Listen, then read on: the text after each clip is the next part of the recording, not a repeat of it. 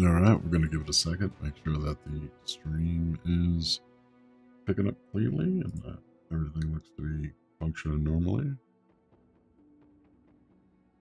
Give it a sec to show decent bit rate. Evening, everybody. So we are going to be resuming. That looks okay. We're going to be resuming a Battle Brothers playthrough. The light looks a little funny, doesn't it? Yeah.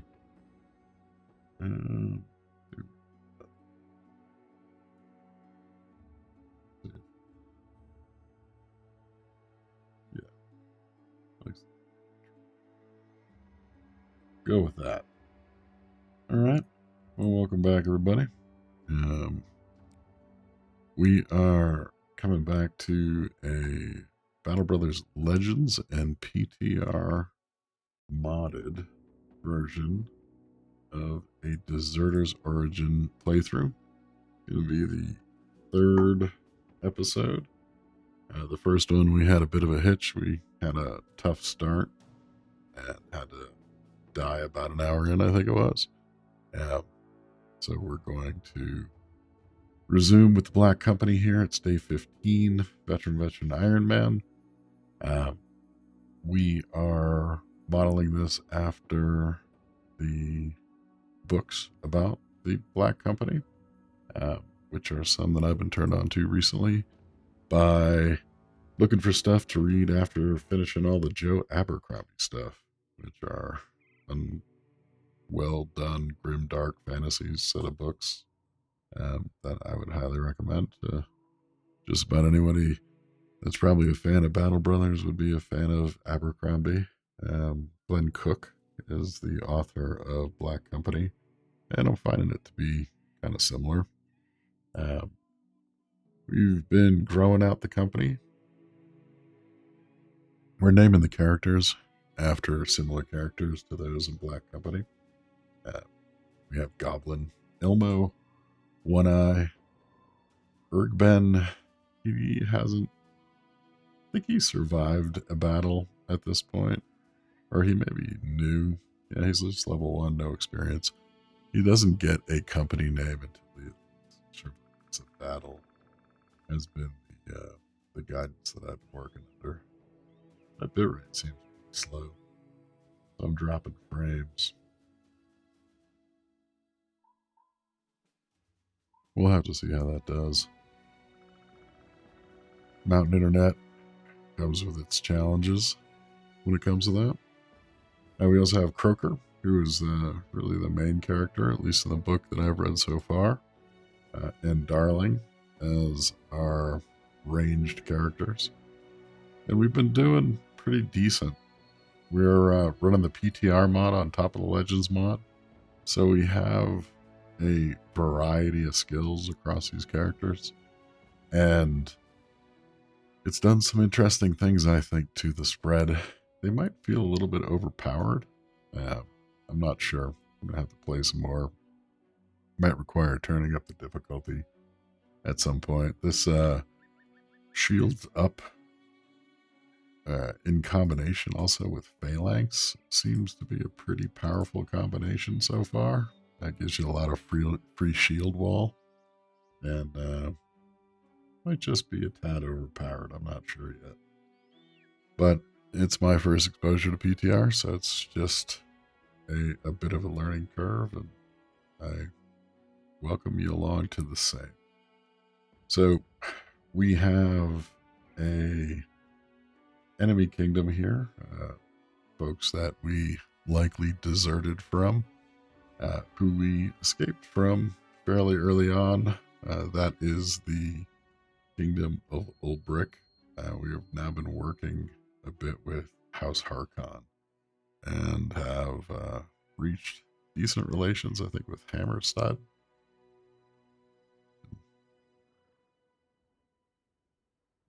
Reach that one? Yeah. So we're friendly with Hammerstead. We have open, relations with these two others. actually 3 other civilian towns. And our current ambition is to go in search of roving beasts, which we shall do. For now, it's mostly about just getting more power in our group overall and advancing the experience, filling out our roster, and seeing how we can get further along in the game. So, one thing we do have is the Golden Goose, so our daily pay is trimmed by 50 crowns. So we're in a pretty good financial position. We have 26 days of cash. And there are no... I think we cleaned out the available quests from Finstermark, but we are going to check to make sure there isn't anybody we're leaving behind. Recruit to the team. We did just pick up the new character who I believe, if I recall right, was a lumberjack. Yep. And what we should probably do is go about breaking him into the team by getting into a battle with him. And I think he's going to become Tom Tom, which is probably an unlucky name in Black Company lore. Just make sure there's no good equipment that we want to grab before we move. I think what would be useful is to head up to Kaltenhof and see how we find their needs, and possibly to wander into the north and get into it with the barbarians a little bit. We've had a few successful encounters with them so far, and I would, just based on those, be happy to have a few more. The loot was rather good too. So we've reached Kaltenhof. Take a look at their marketplace real quick. A lot of this stuff we're going to recycle the next time we go into camp, which is one of those Legends Overhaul features where we can salvage spare equipment for tools. It's a rather decent price batch of javelins. Don't really have on either of our spearmen a decent ranged skill that we would want to necessarily use the ammunition, I think, for. Nothing much in the armor category. Take a look at who might be for hire. I have a couple brawlers who have always had decent luck with in parties in the past. But I think we're going to stick with the group of 6 for now. A cowl-shaded man hisses at you, his teeth and nose winking momentarily from the dark of his hood. You've no time for lepers or jokers and demand the man to get out of your way. Instead, he starts talking. My master requires your services. He's heard of your exploits. Follow me, and I shall take you to him. You rest your hands on the handle of your sword and nod. All ears. Arnold, the Burgermeister's men are standing around you round a bit of cargo. Their employer shoos him away when he sees you. Welcome, welcome, good seeing you. I'm in need of armed guards to have this package delivered to a man by the name of Brotlack, the trade master in Tabanus.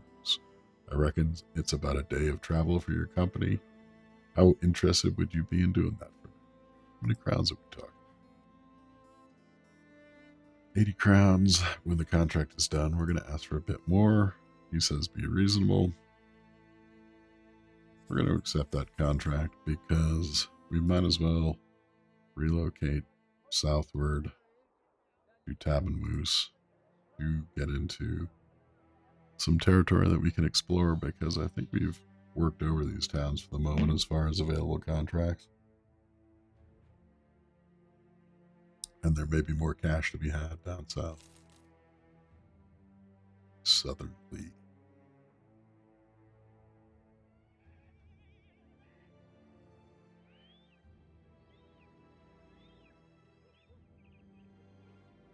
This is Necromancer's Refuge. Which, I don't think we want to mess with yet.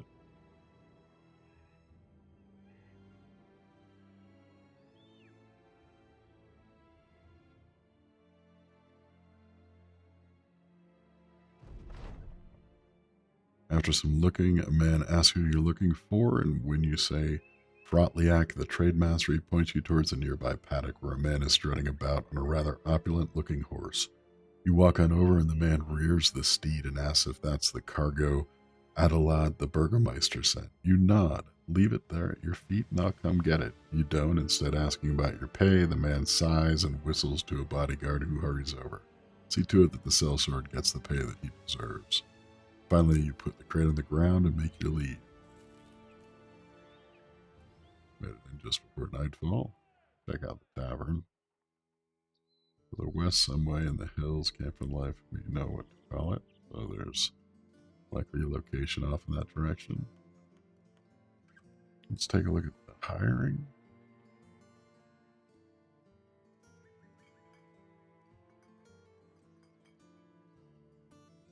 I recall most of these guys from an earlier visit.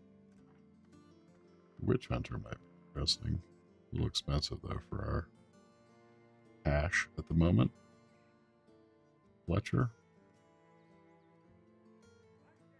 I've seen that guy before. Slingshot. I think that was a new ad in one of the recent dot upgrades of Legends.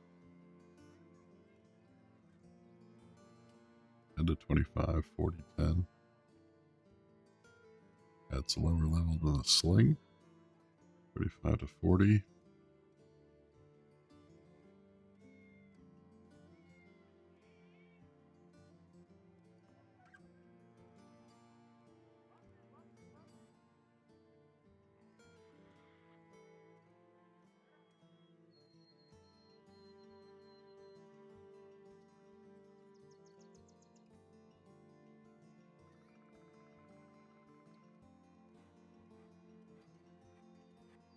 My voice is a little scratchy today, so apologies for the oddness, I guess. All right, take a look at the marketplace.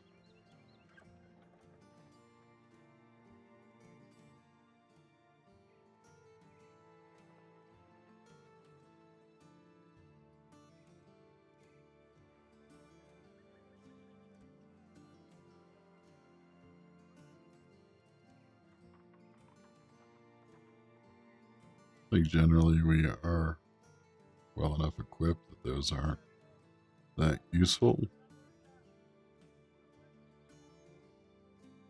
Would be an upgrade to this hide armor, but he needs to survive a bit before we start worrying about them too hard. Take a look at the contract. You enter Tavern Moose and a man immediately approaches, trundling through the mud to get to you.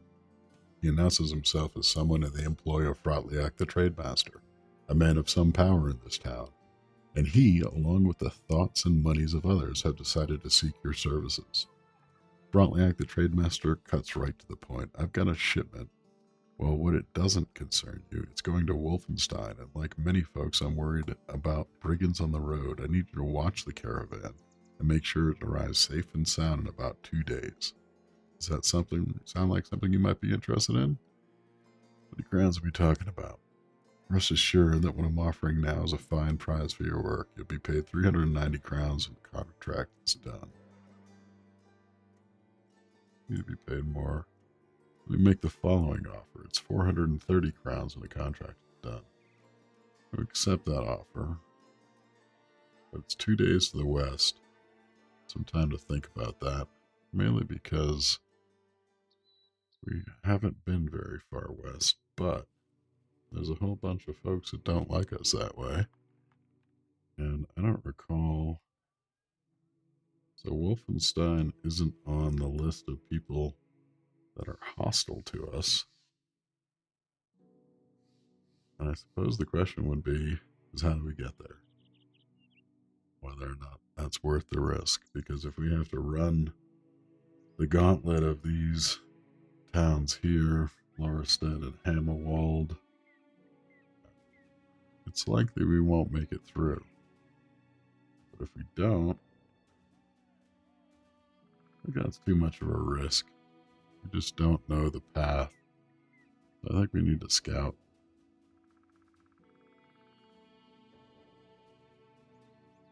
Because if it's 2 days, it's probably here. And whether or not we end up down, forking the road down and around, I think that's just too dangerous to take a risk on. We're going to go and second thought that contract. We have 8 days of provisions. I think what we're going to do is jump into camp here, because we have a fair bit of stuff that we want to salvage. I think we could use some more tools from that. We could also always use some more ammunition. And so right now we got one guy on ammo. We got one guy on healing. We don't need one guy on repairs, which we don't. I think we're going to grab healing repairs. We're going to create some ammo and create some salvage for a bit here.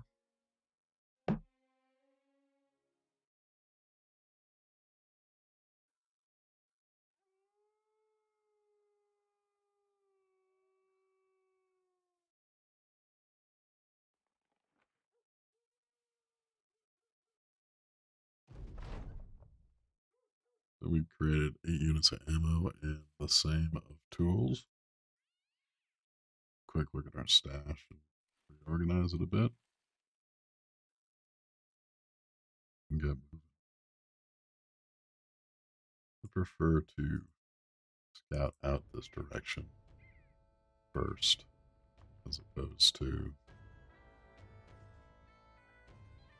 sort of blindly charging off in that direction.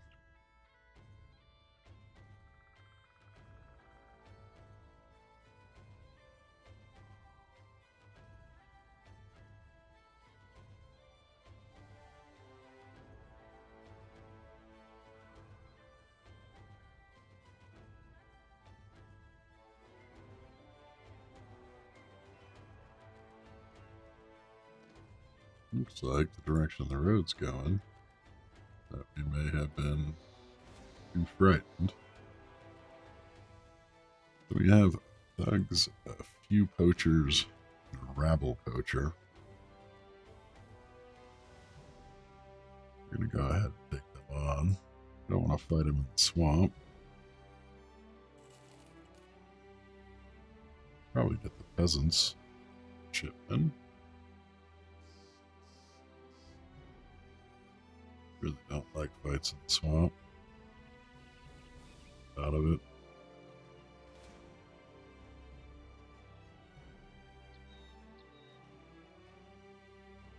Like in the hills.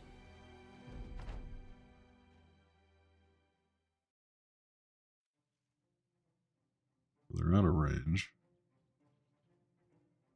Move to the high ground. We won't get a shot off. I'm gonna move up because I want to take that high ground. I have 2 bowmen. To go after their polearm guy.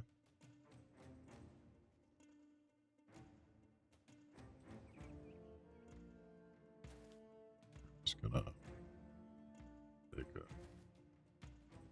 somewhat defensive position.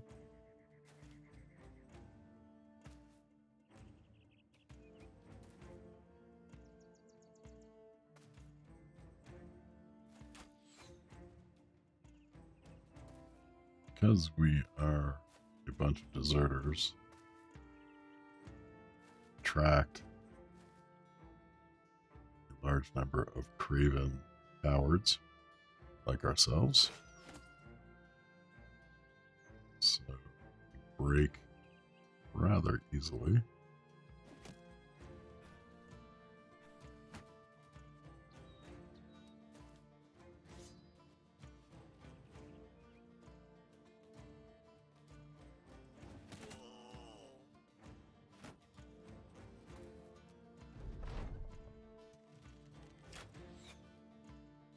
That automatic shield wall that's going on there is part of that skill I mentioned. Seems potentially overly powerful. You get shield wall kind of continually for your adjacent allies. Gonna move up so the other archer can get on high ground.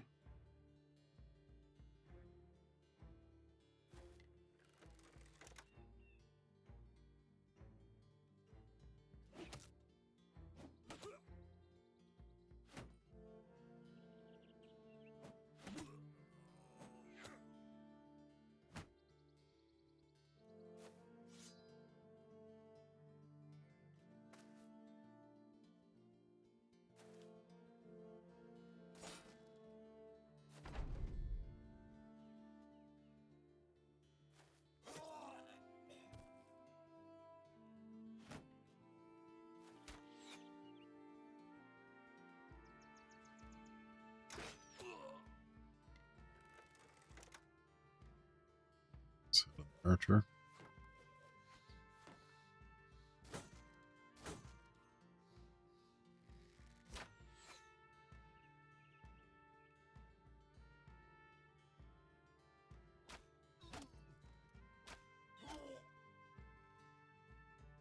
Oh, tears up the other two.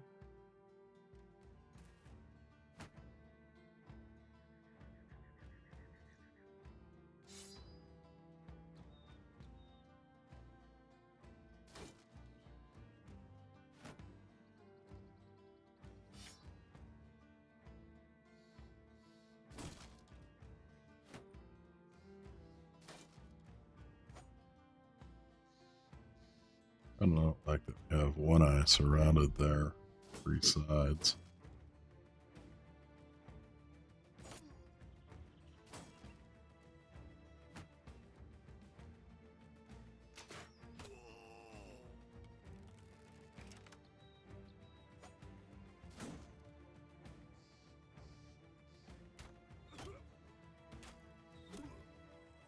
Shots.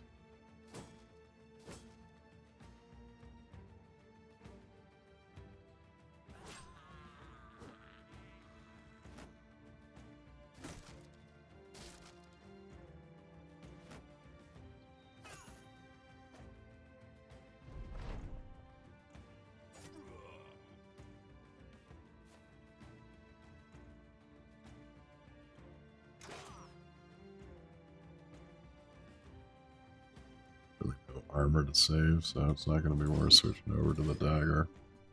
We'll just kill him.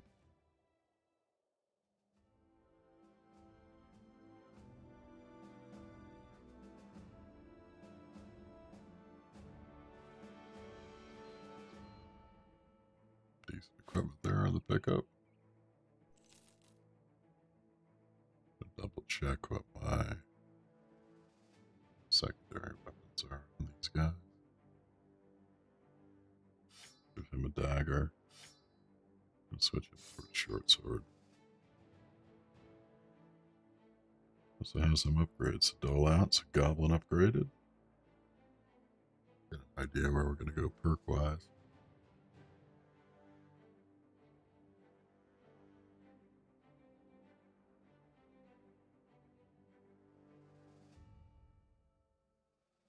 We've been following the spear perks on Goblin so far. Through the gaps, we give him another 10% piercing.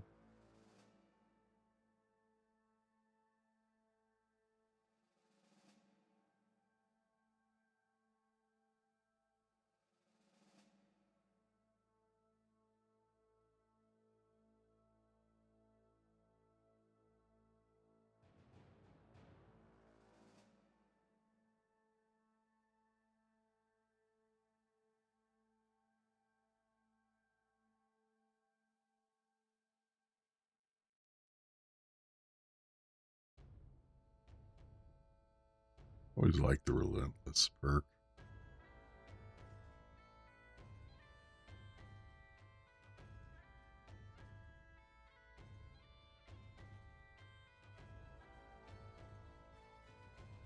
I like the weight piece of it, where you don't get a debuff on your initiative if you wait for the enemy to come at you.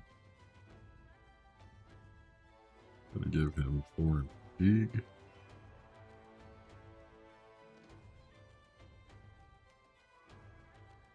Could use some defensive help. I think I'm gonna opt for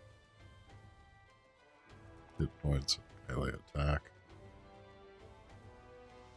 So I have Elmo. Elmo we've been doing a lot of shield work with. Could make him a shield expert. Could give him phalanx.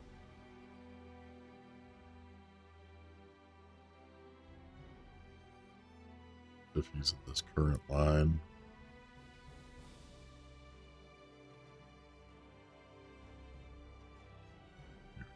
A bit of melee defense. Let's see what else we got. Direct allies. Attack wounds canceling. 10 skill, 5 resolve. These leadership perks seems to be pretty strong in the PTR mod. First I've seen them.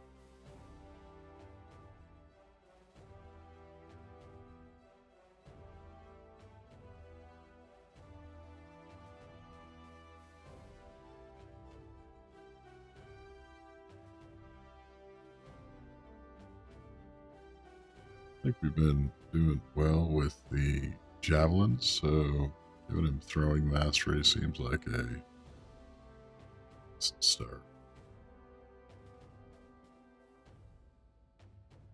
Yeah, we're going to go that way.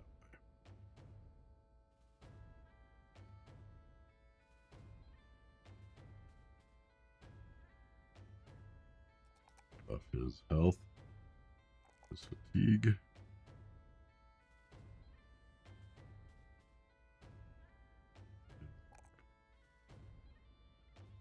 We got Darling in the back line. We're going to buff her for health, range defense, range attack. Perk wise, we've been going with the bow perks. Arrow to the knee, the new one. Plus 2, 15 fatigue. Cause all your range attacks in turn apply a debuff on the target, reducing their melee and range defense, requiring them to spend 2 additional action points per tile. Arrows to the knee, yeah, 50%. It's not great. Small game, 6 to 16. Short bow. Yeah, I think it's going to be a bit before we upgrade her bow. It's an extra 6 to 16 damage. So, just the ticket. Alright. Now we have a group of peasants from Eichholt who are hostile to us due to our deserter background. Many peasants and a farmhand. Just make sure that Eichholt is hostile as it is. So, sorry guys.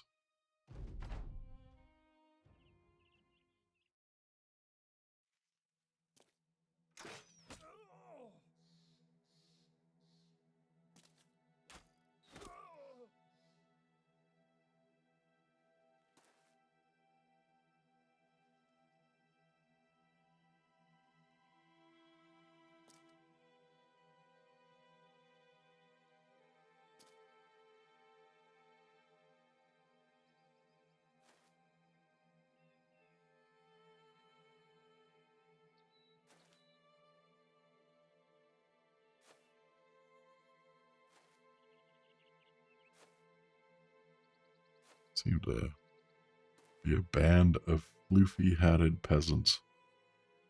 I'm not exactly sure what that big feather is. I think quite a few of them in the Legends mod actually attract attacks.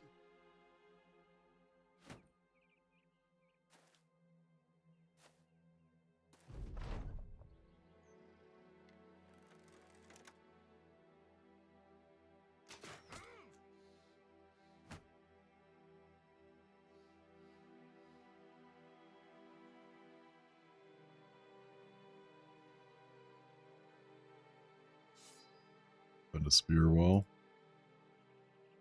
Probably going to get attacked. We can't clear this guy. Probably this is her second shot.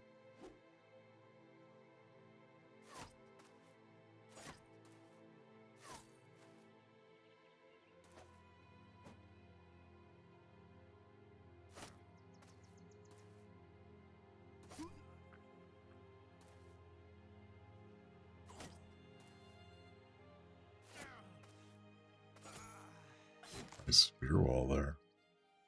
That was worth the one hit.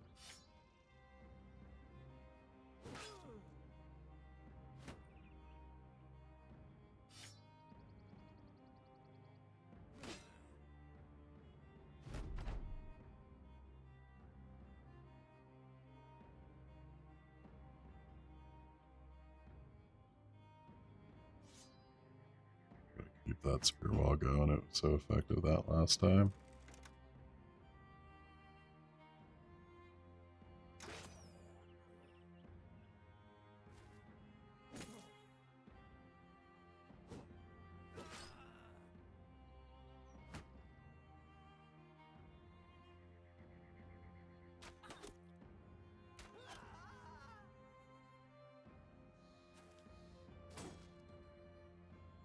Good weapon.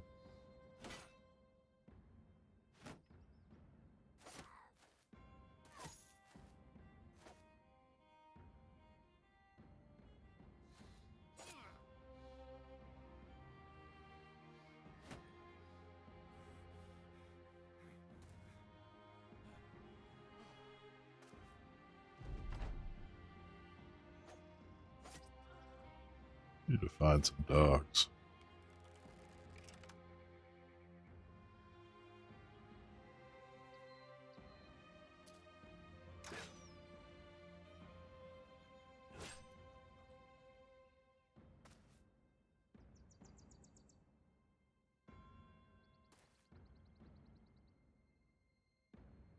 Great. Gotta get a better shot.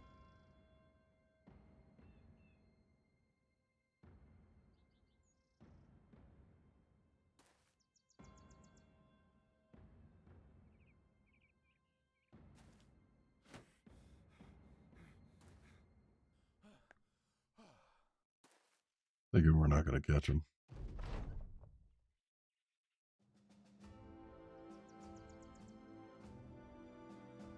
Got 24 pies. I suppose that's worth ransacking some peasants. Oh.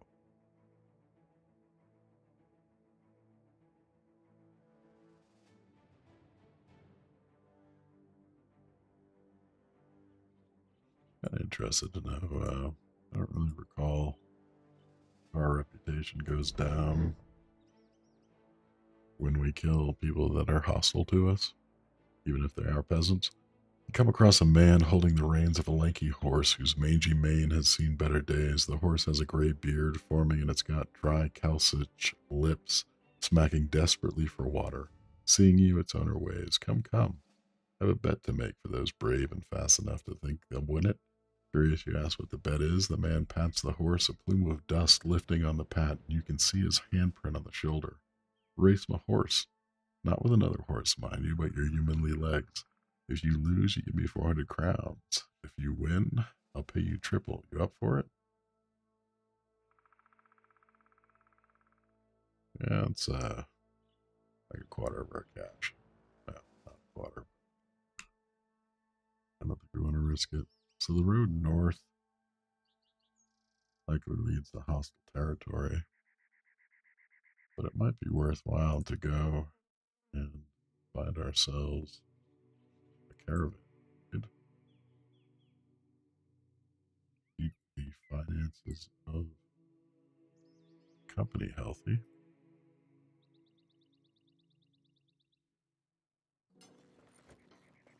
Got a fresh hider drop on him.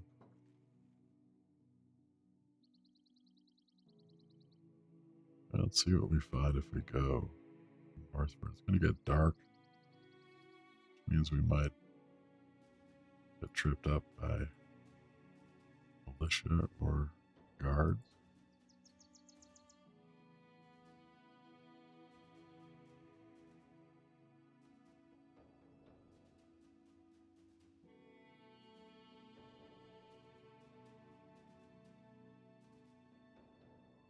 There's the watchtower. They're going to throw somebody at us.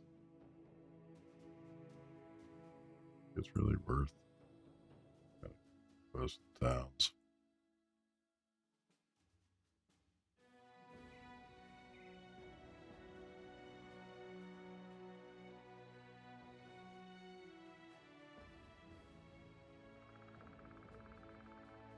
It looks like that contract that we could have pulled would have probably been safe. Not that town that they're going to send us to. It's probably off in the direction.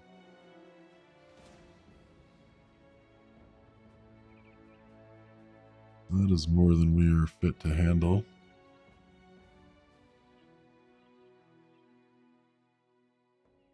We're just going to cut straight out into the grasslands. Is it a forest?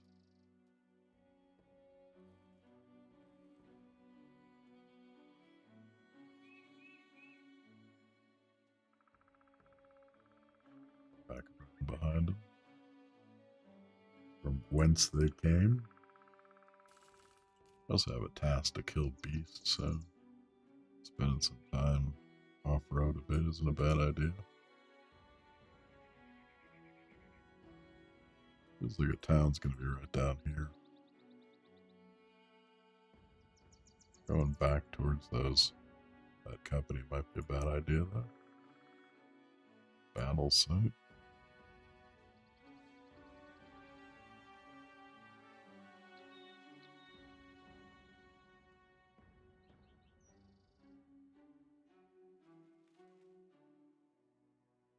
We're going to cut back east.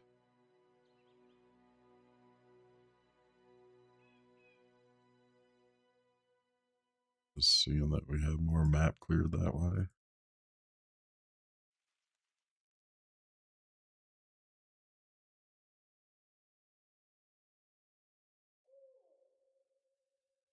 Town, is it friendly? No. Yeah. Okay.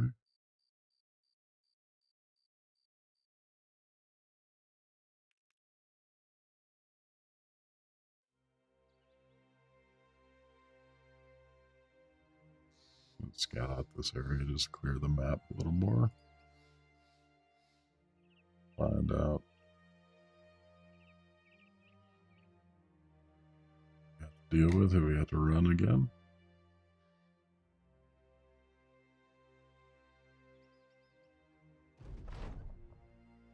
While marching on a road, we find a man with a broken cart by the side of the path. The wagon, there is a donkey standing idle, and as defeated as the donkey can look. The trader looks a little better than that, and your appearance seems to have scared him. He rears up, backing away momentarily. Have you come to take my things? If so, you needn't kill me. Take whatever you want.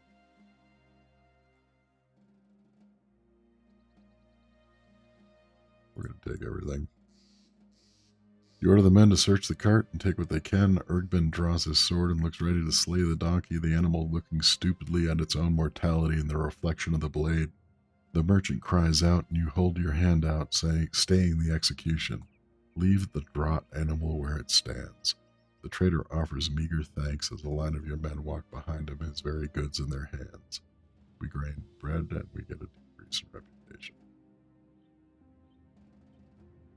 We are a band of deserters. Reputation.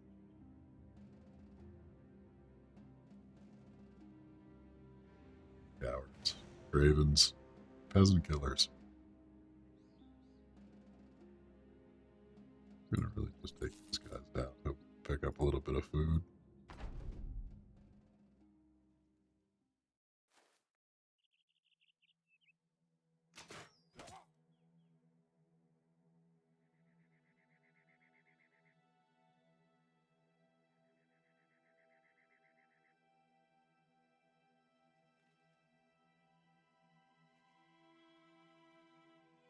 we do that, we're going to let them take the high ground.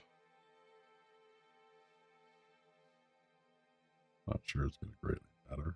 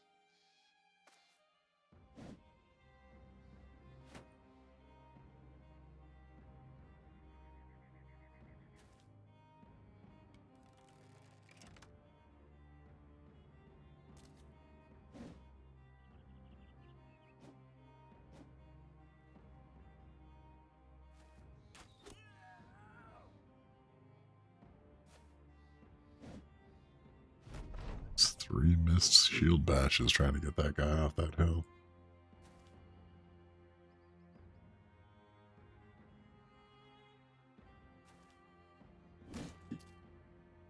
Fourth time's a charm.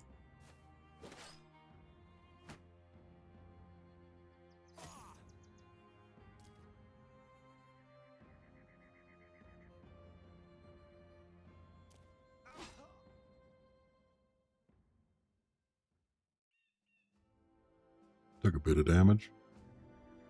Worth some crowns. Bit of beer. Take provisions. That's what we were hoping for there. Ain't easy being dirty. But 'tis the deserter life. There we go. Some caravan hands and a few caravan carts. We're going to take a couple upgrades before we jump into that. So one eye has bumped up.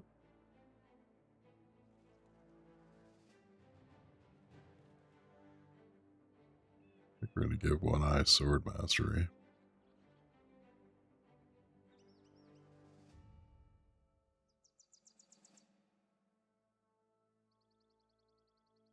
Yep.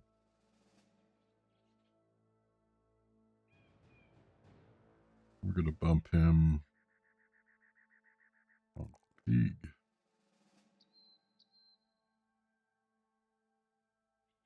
Health.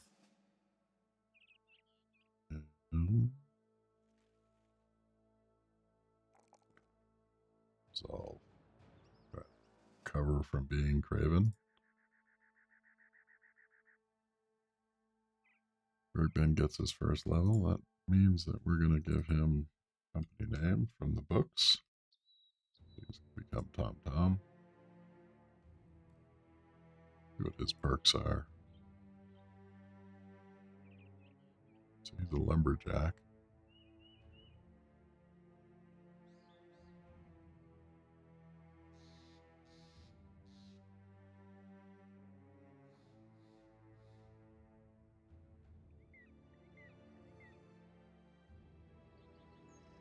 And then he's a spearman.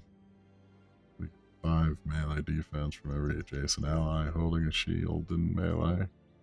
It's plus 5 melee skill. We're going to give him phalanx.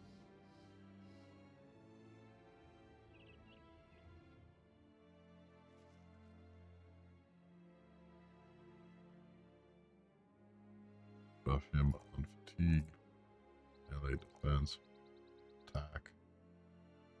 We're going to eventually get him with some throwing weapons too. Sort of Roman centurion style. Have a javelin to the front line. Equipment wise, are we beat?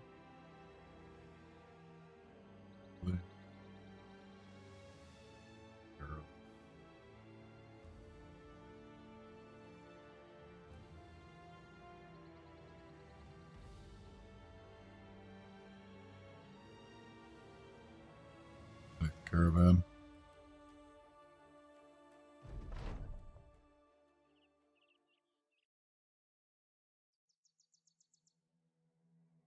Be a little more careful with these guys and the peasants.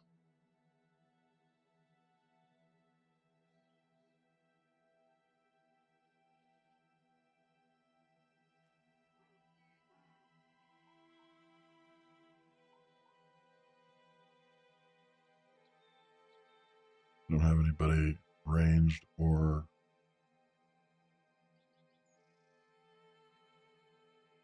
able to go multiple spaces. That. Go spear wall.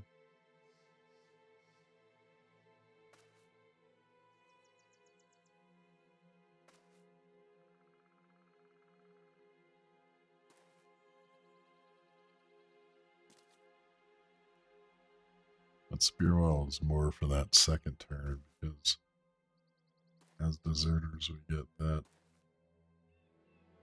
initial buff to go first. Move up to that high ground, we don't get shot. So we're going to move here. Better armored guy in the front with the sword.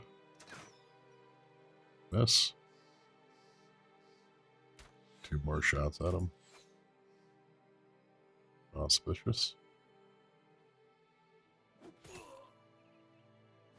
Do what we can to weaken him. That was a nice hit by Elmo. Pierced hand.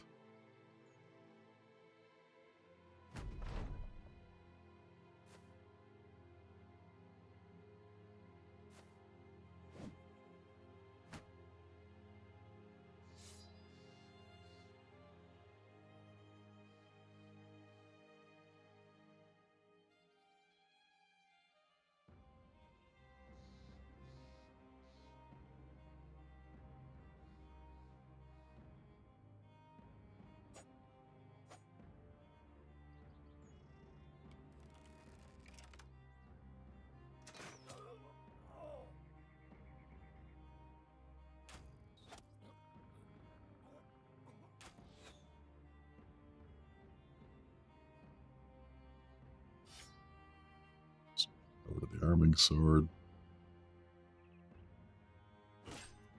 Try to concentrate this guy since we're only going to get 1 attack from each of the center line guys.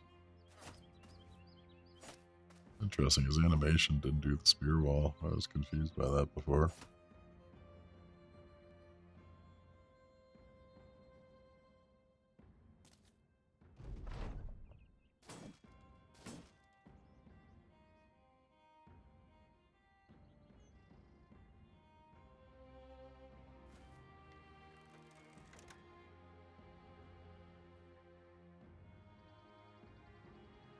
Neither of these guys have any armor left. But it doesn't.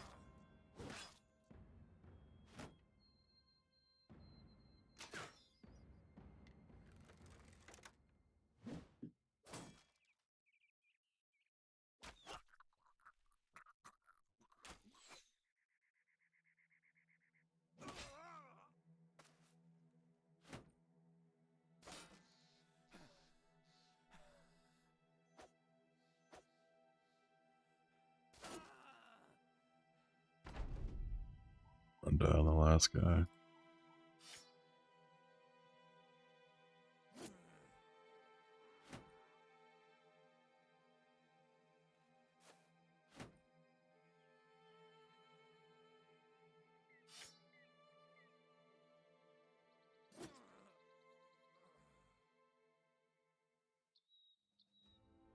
Going daggers there at the end. Ooh, look at that.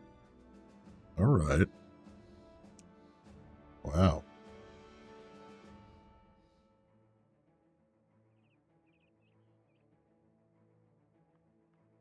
That was a fine bit of provisions we pulled off of that. A lot of amber. I wonder why they were carrying strange meat. I hope that's not the donkeys.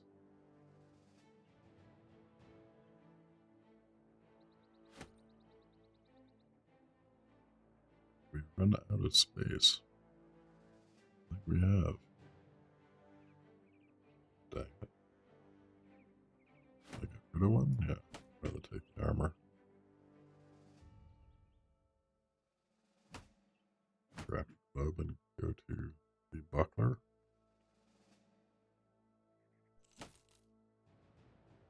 So I believe we can toss the sash on, cause us fatigue. Toss it on Croaker. Just give us a few more spaces of stuff. But what we should do is go into camp and salvage a bunch of stuff. Get some tools out of it.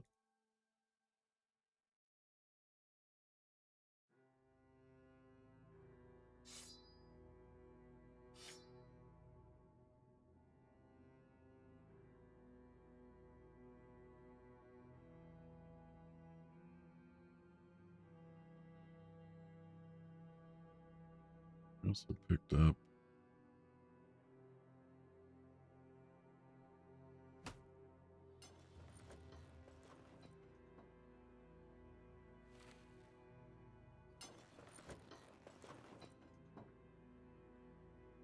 better layers of reinforcement. I think that only applies one guys in terms of improvement. You can combine together a couple of these to repair this one. Spare.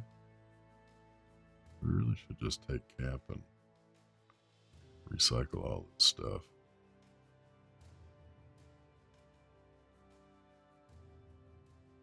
Recycle most of the stuff that's in crappy repair, or at least the least useful of what's available to us.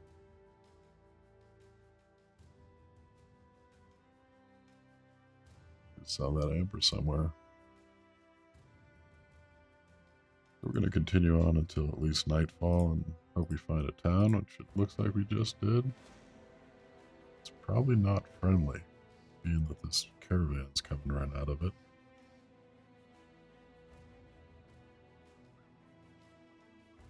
So, upgrade a drop on Croaker.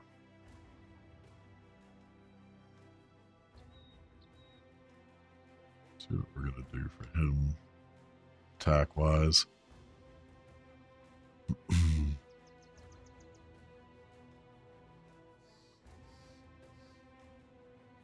we want to give him crossbow? Do we want to stick with crossbow? We took this crossbow perk for power shot.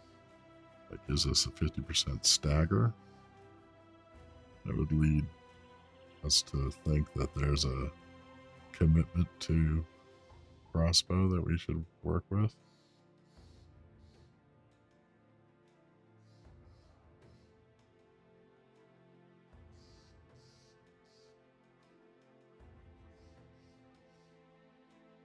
$25 less fatigue, 20%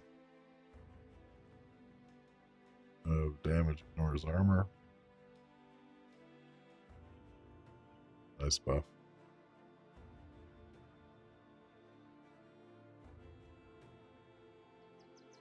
Skills wise, take the 4. Gonna just buff his health. Gonna buff his range defense.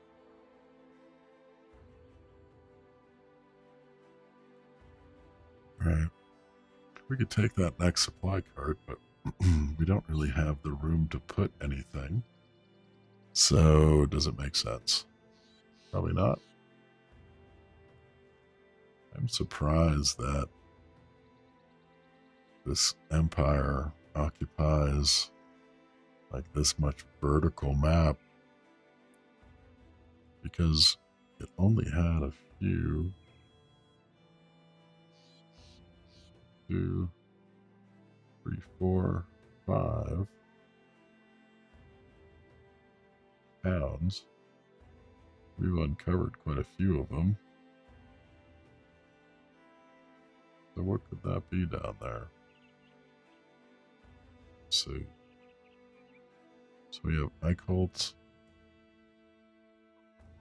Lorestead, Hempstead, Hammerwall. 1, 2, 3, 4. So this could be that 5th one. I'm surprised that nobody's coming out of this watchtower. I don't think the supply caravan will attack us. We're going to cut into the trees.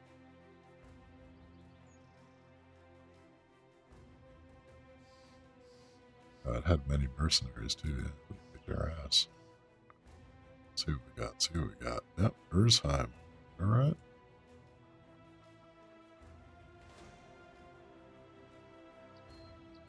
We're a little batch of peasants.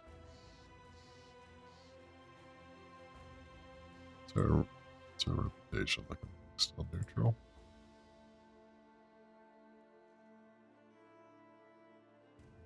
I don't think we can kill the peasants.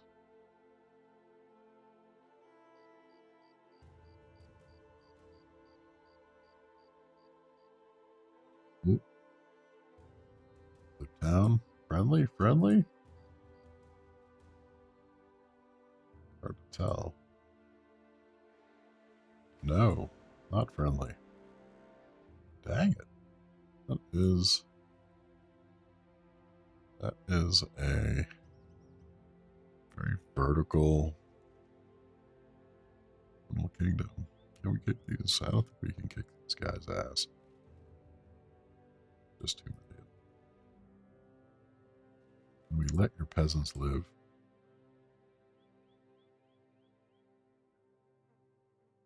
Am I going to get down to the south? We're definitely seeing a change. Biome. Well, not that big a change. We were going to head this way and see what's off to the west. On a town where we can at least hole up safely for time. Group of brigands down there in the forest.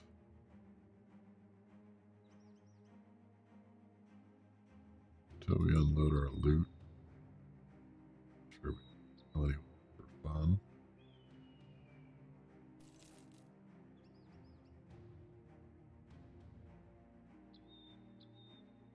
Oh, on ammo.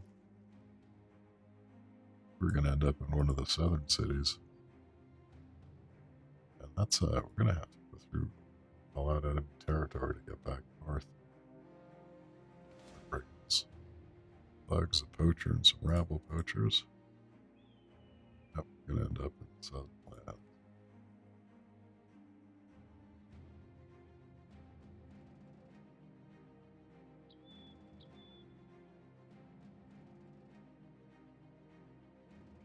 We should still be friendly. It's kind of an unexpected turn. Didn't think we were going to end up all the way down here.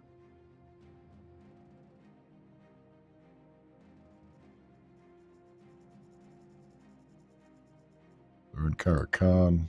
We're going to jump into camp. We have 27 hours of salvage to do. Also Fletch. I think we're going to take everybody off of fletching besides Darling, who is a fletcher. She gets such a buff on that. We'll still produce 1.5 an hour. Take down our salvage time a bit.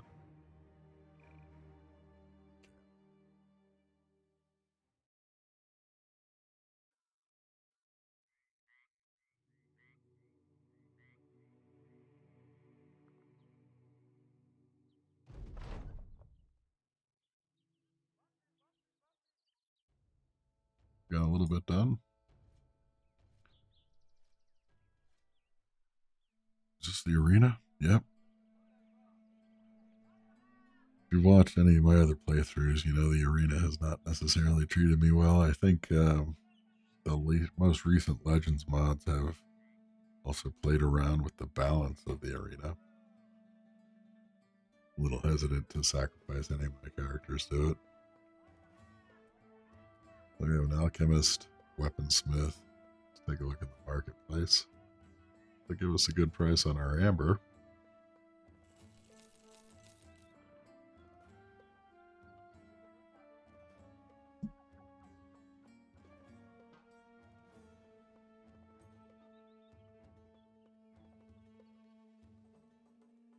Oh, prices all around, really.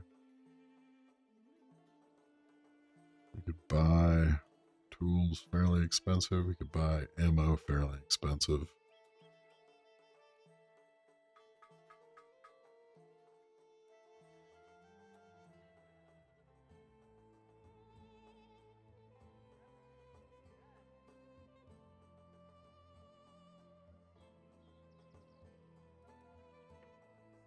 They're pretty decent.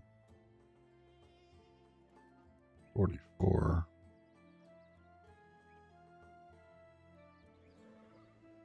It's 56. 45. Wouldn't help us much.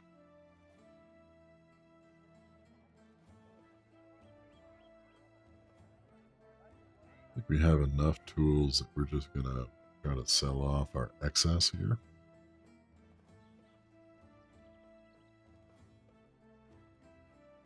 Let's take a look at who we might hire and how we might want to equip them if we do. Have a nomad.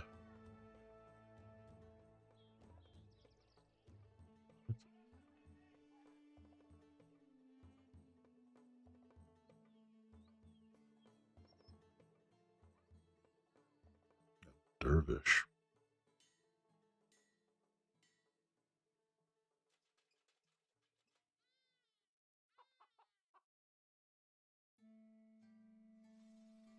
Blondie.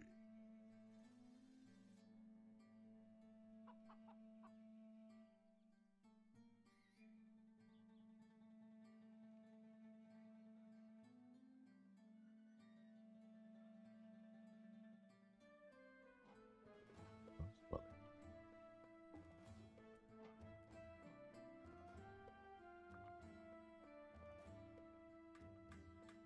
We could pick up a more experienced guy here if we wanted. One of the nomads. Not really the cheaper of the two. Kind of interested in this guy.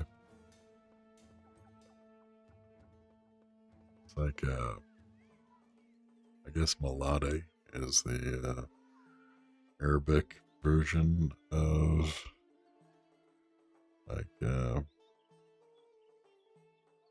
white guy.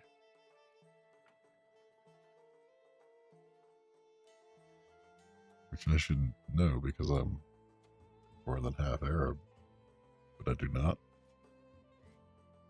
I'm gonna try him out, take a look at his skills. He's athletic, quick. He's got buffs on fatigue, health, and initiative. Could be a good ad. But he has a sling.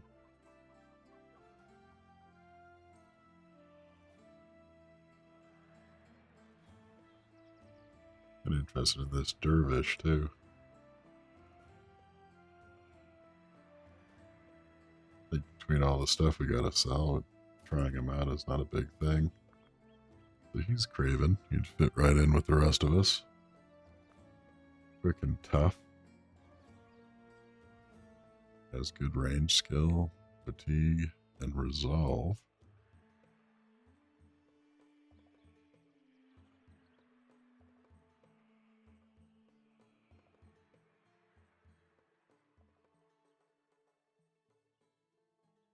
take a look at the cheaper of the two nomads.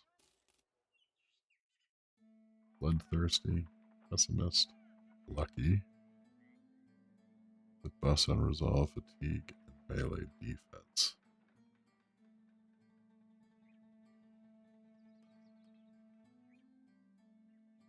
I think Eckbert is going to be the winner. I like the quick initiative. I like athletic. That lets us armor him up. Longer term, perhaps.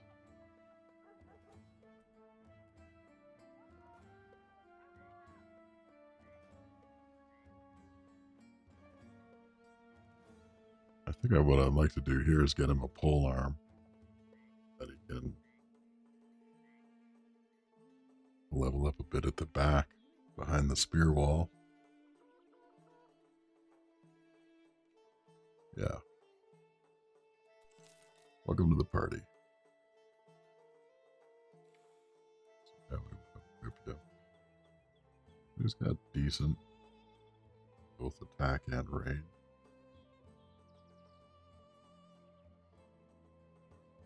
And he comes with a dog. All right.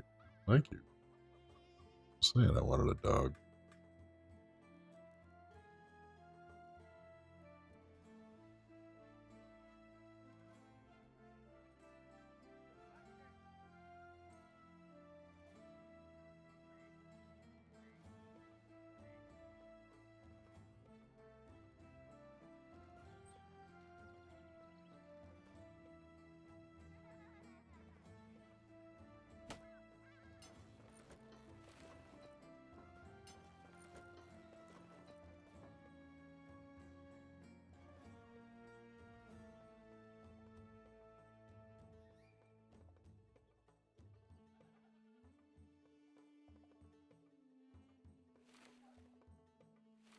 Quite sure. Maybe we can do better and give him the padded surcoat. 125 in the back line.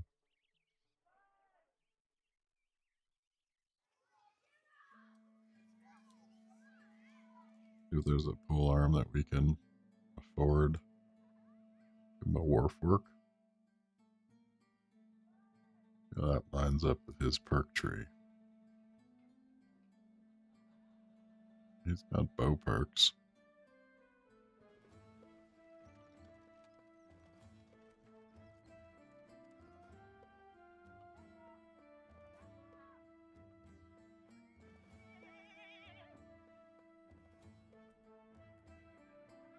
Yeah, I think a bowman you will be.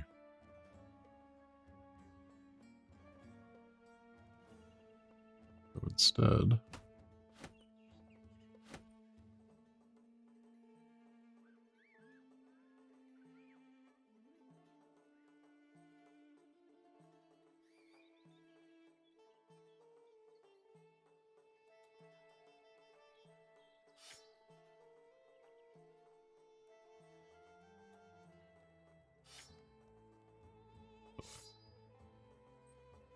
now that we have them, we're going to give these guys short swords. It's their primary backup.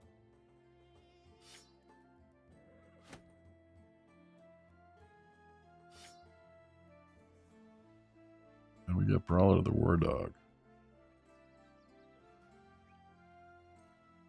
Like it.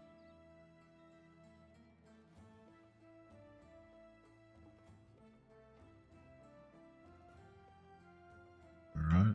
Let's clean out a little gear. Don't need.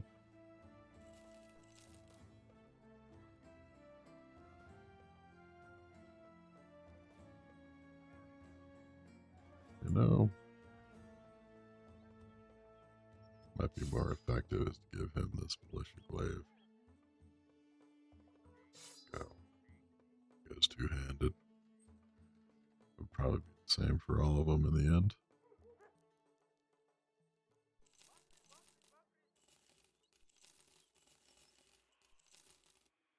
Build back up our cash stash a bit.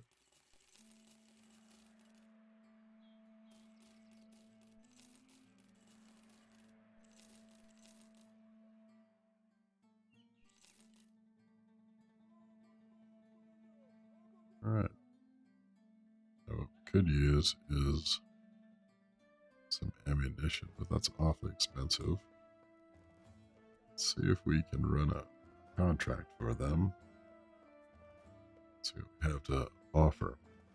Sami al-Fad, the high priest, is partly sitting on a throne of silken cushions and partly on the bodies of a harem of attractive women. He puts his hand up. If you step further, Crownling, then you will grow in sight but diminish in view, understand? A smart man knows his place. I have a simple task for your sword hand. Nomads outside Karakan have taken to thievery and thuggery. For a handsome Hansel, I need you to annihilate these men who have made my life uncomfortable. Let's talk about payment. You look able. I'm willing to pay quite a bit. It's 440 crowns when the contract is done. I'm going to take your offer. Accept that contract.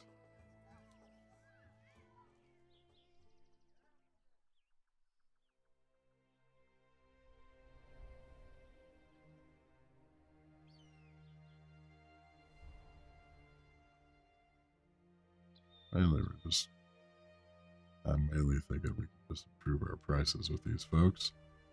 There's some cutthroats and few slingers. 2 arms.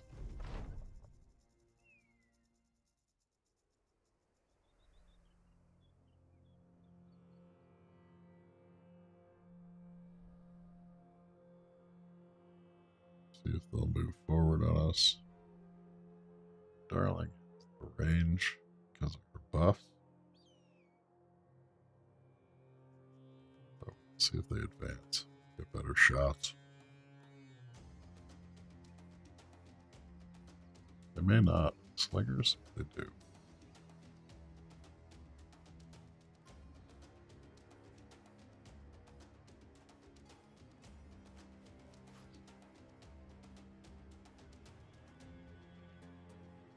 Nobody that looks particularly deadly here.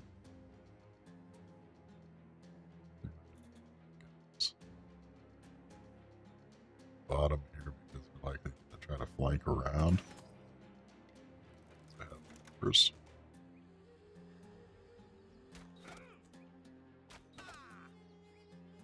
We'll weaken them.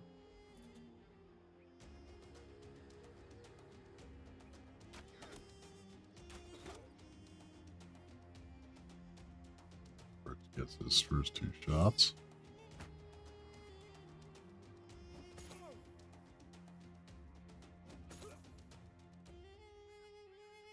Just hits by 1 eye.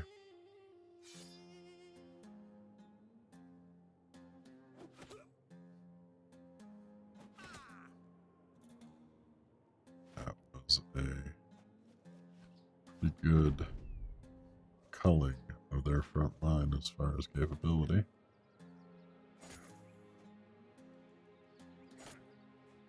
Spear wall holds. Vacuum.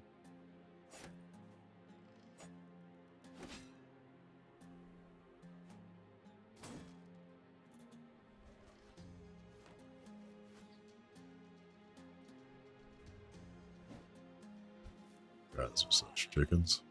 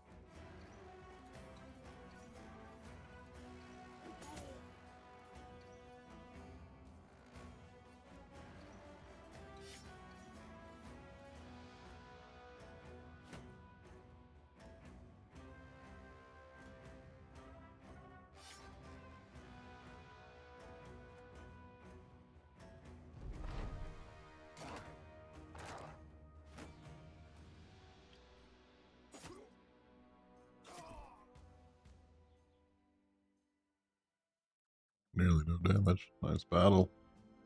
We pick up a signet ring. Crowns.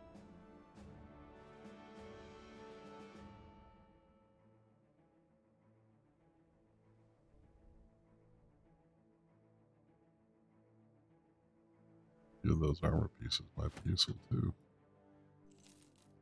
Let's have a look. So,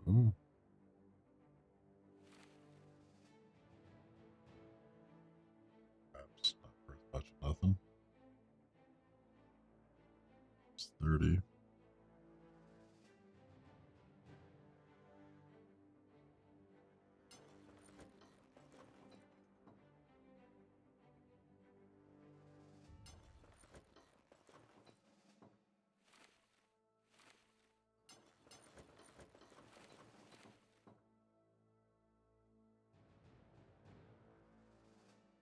Well, two armor is two armor. We're going to drop these wraps on our main deserter. Give him a little bit more of a buff. Like anything else, there's an improvement on what we already have. So we'll head back for our just reward. We'll go clear the map. See.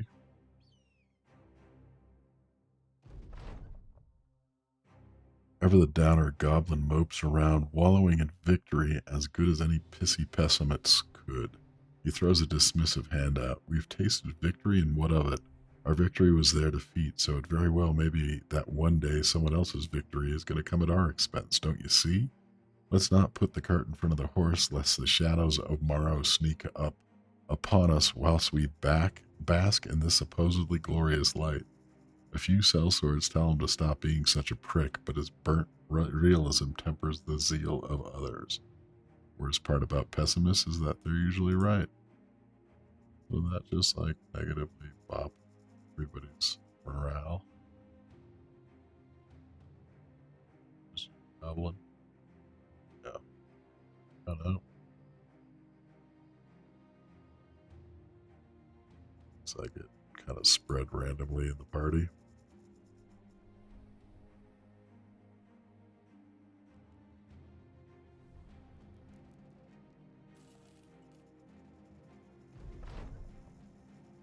We try to enter Semi Alfad's, the high priest's room, but a large scarred guard lowers the business end of a polearm across the door. No visitors.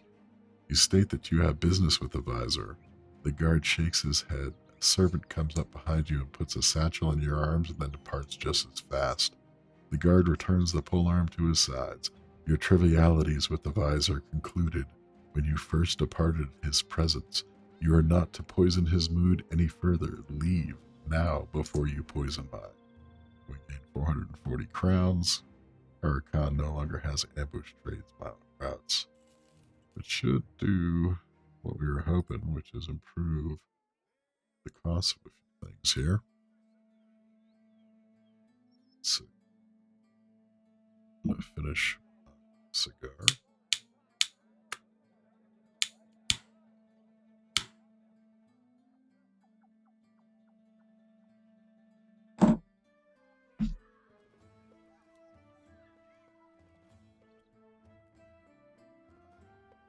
Get a good price in the signet ring, we'll take it.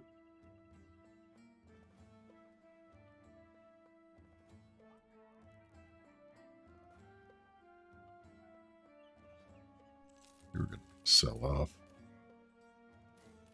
So we picked up that isn't viable. That Gambus is. I've noticed that before.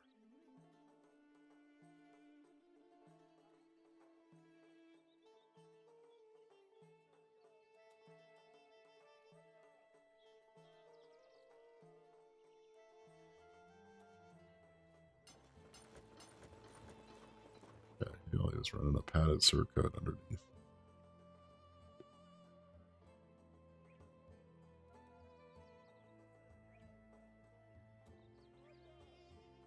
We're going to bump up to a Gambus in there. Looks a bit like a dress, but your bottom layer. He's got to get this one.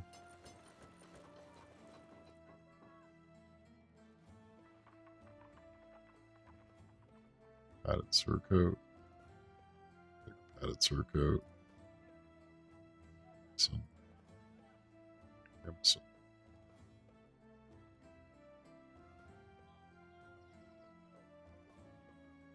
We should probably rotate our garrisons up to our front line, guys. Seems like that just makes sense.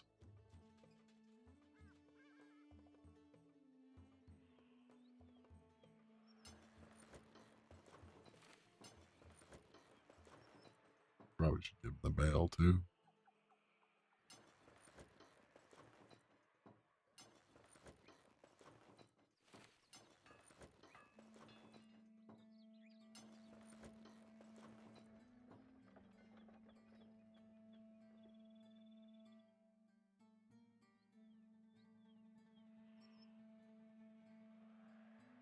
See what else we got. Looking interesting.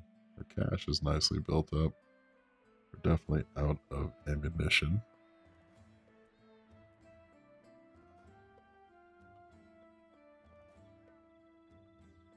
All our sold stuff.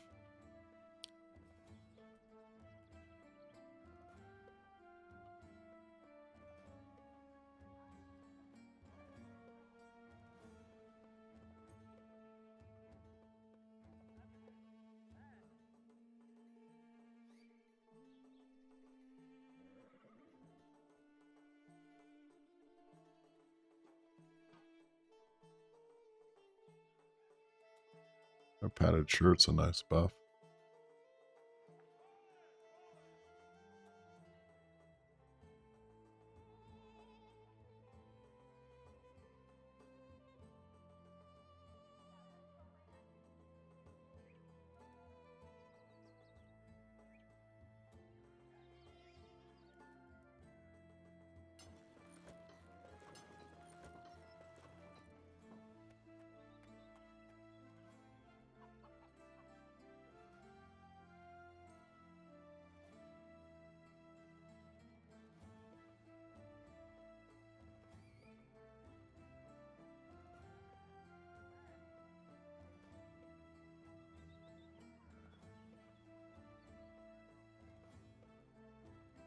Like we could build a decent little piece of headgear with these 3 attachments.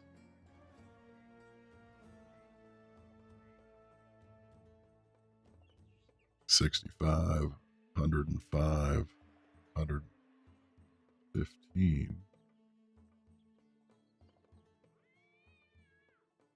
That would certainly help out Tom Tom or One Eye.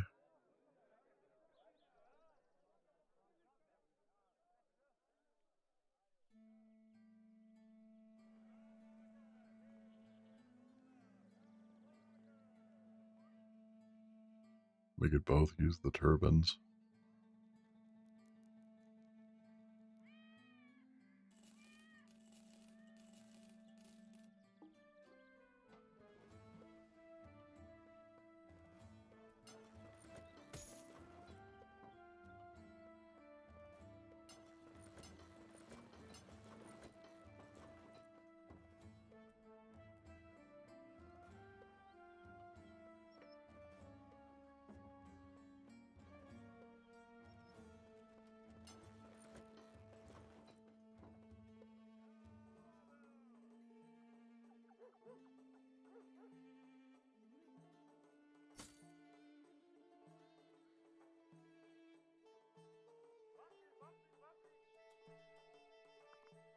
And then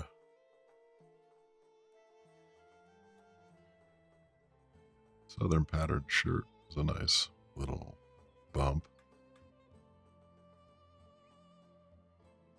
As is the padded vest.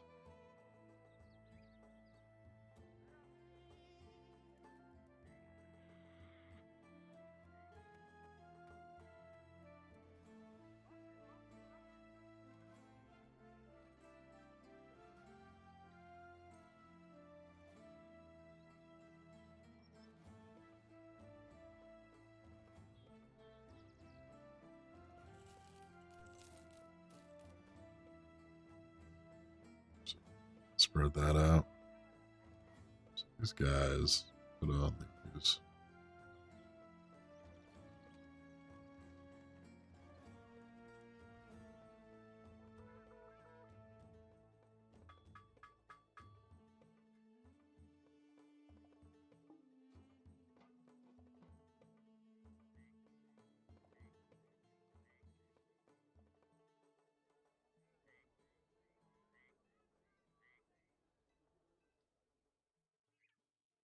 So we can jump him up like 15.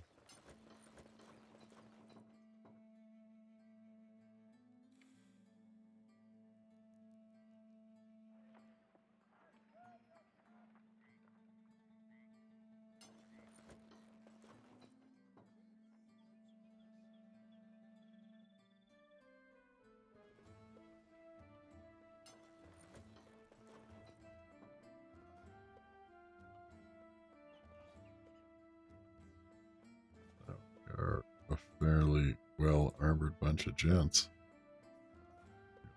Broker a bit for protection because we sort of like Croaker best.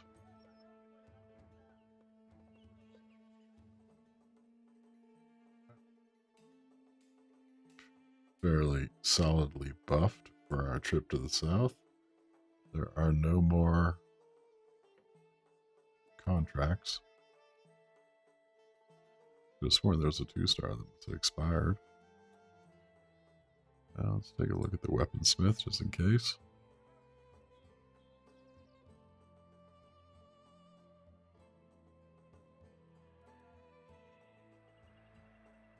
Nothing we need right away. Do we have enough food? We have no ammo. We're just going to go ahead and buy some. Going to buy 2, in fact. We're going to get out of Dodge.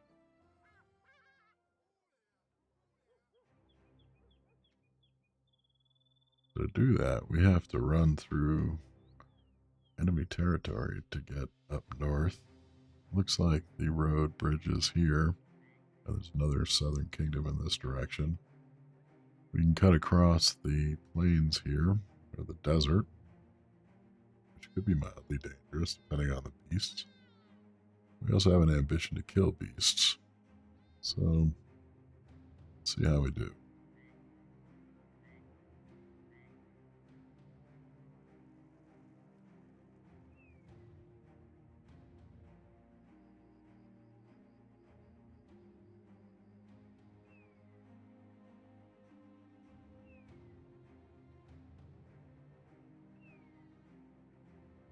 You just try to clear desert, find out where those mountains start.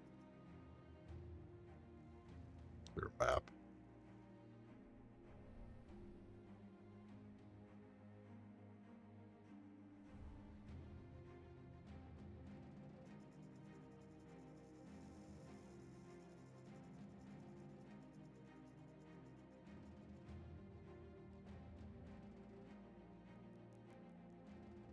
It looks like nomads to me.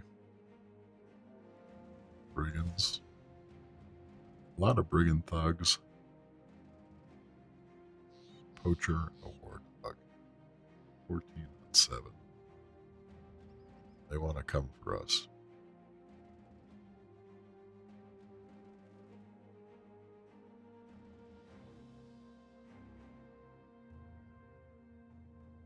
Perhaps it's all our fancy new armor, but I'm feeling fairly confident that they're not going to cause us too much trouble.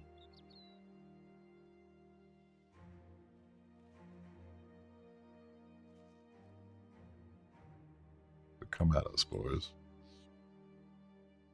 Come, all ye faithful.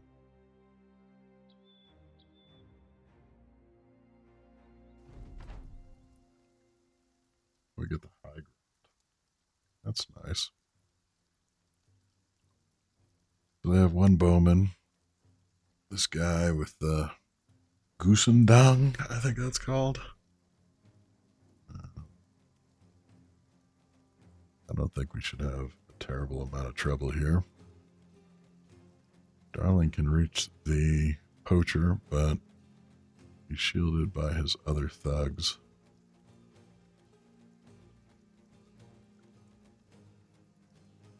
I think we're just going to try to get some damage going. Get Egbert.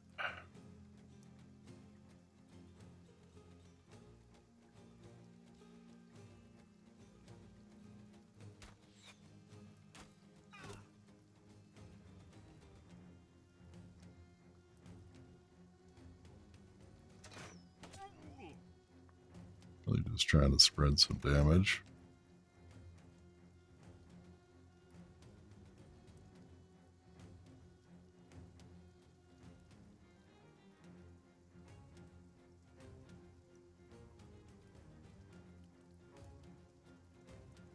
You make these throws, that's a long ass throw.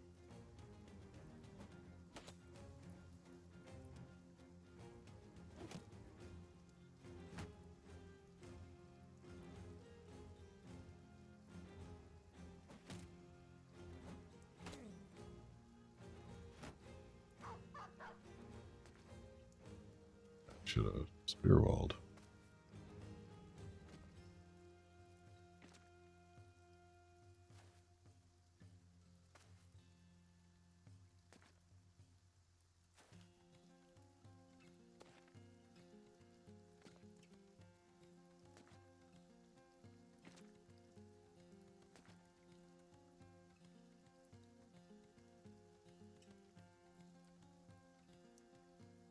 And a spear wall right there. Don't want to break the shield line.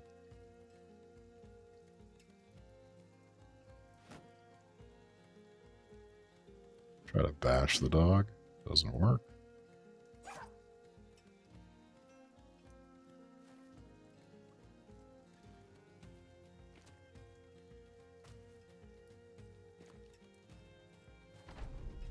And not breaking the shield line, we got advantage of a free shield wall perk.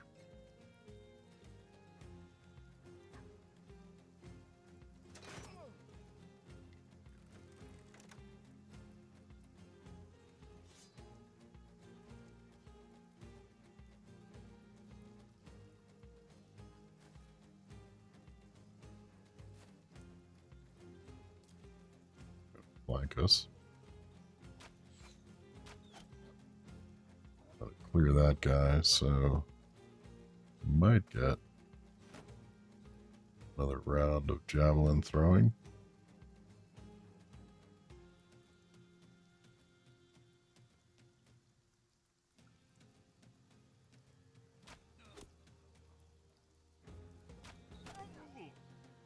Gotta cull those guys a bit.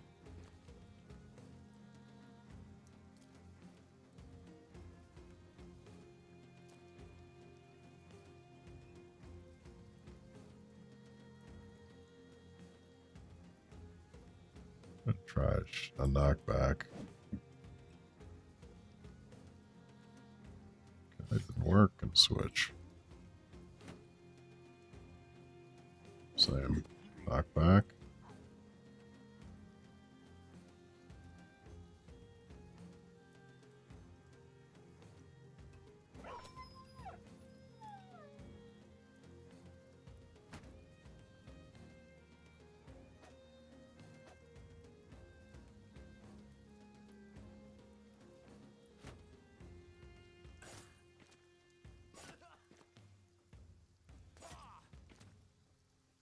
Spear wall.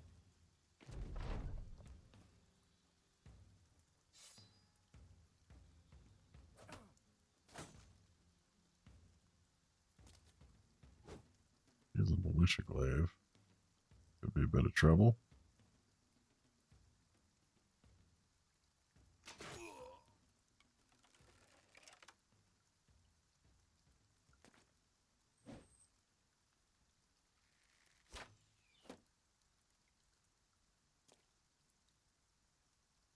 Getting around Darling.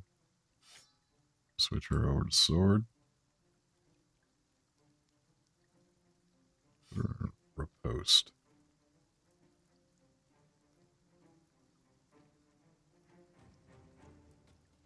make any of these shots without endangering our own guys.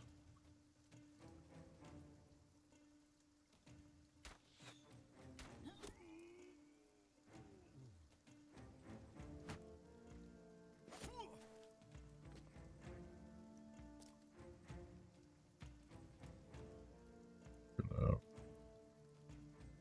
pull back to support the ranged folks.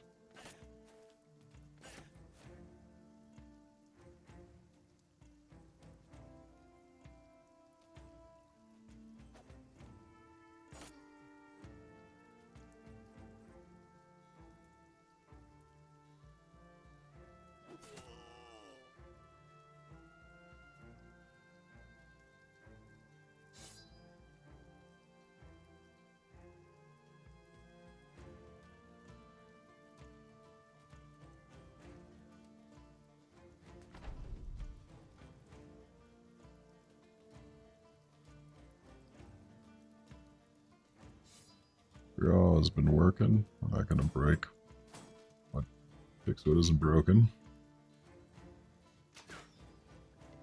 Would have been nice if we could have weakened that guy.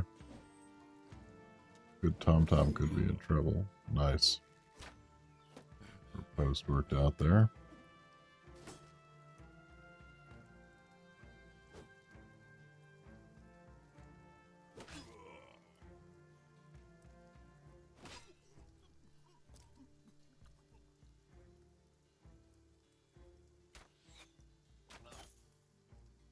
Should have probably dropped the dog. Spear wall.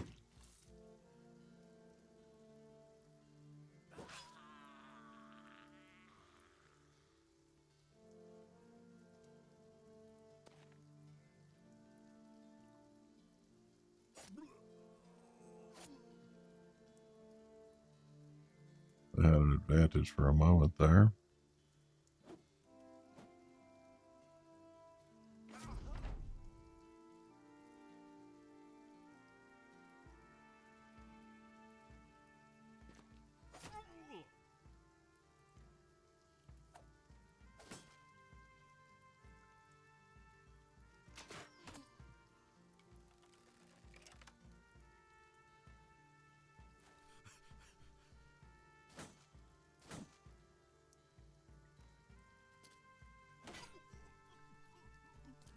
Nice.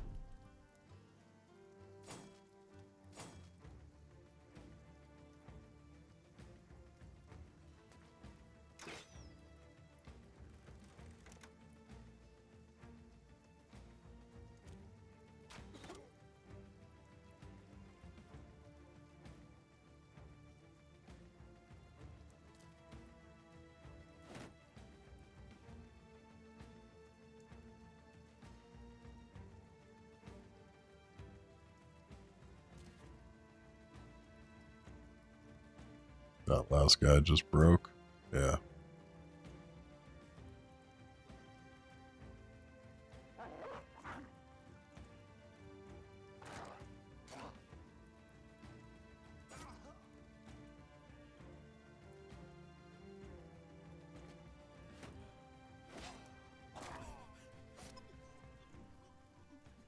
Nice battle. Hopefully we didn't get a decent bit of loot for that. There were a lot of them. A couple hundred crowns.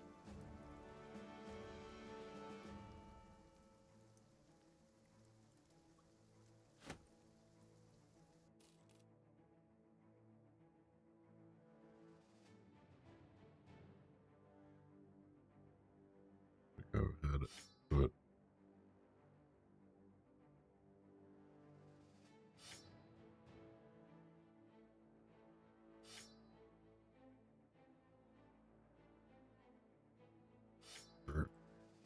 keep the sword on Darling.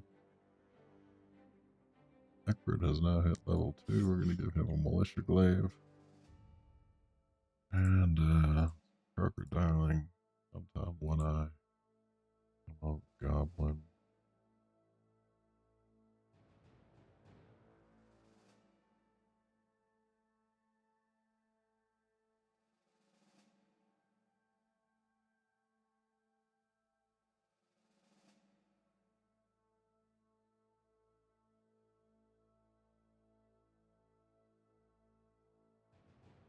Running out of my memory of character names.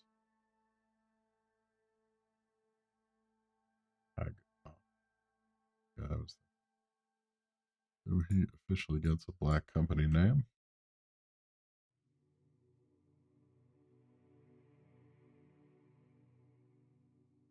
And perk-wise, I think we're going to give him this big buff to range skill. Target practice, swapping quivers doesn't cost anything. Hybridization, bags and belts.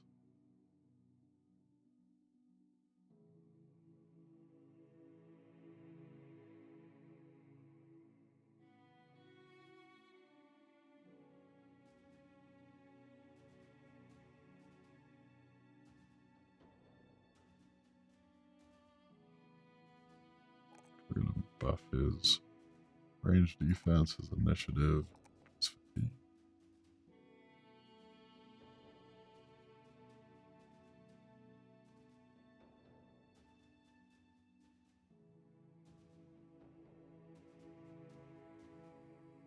Upgrade these guys' daggers. Guess we need to kind of take down any folks with good armor that are broken.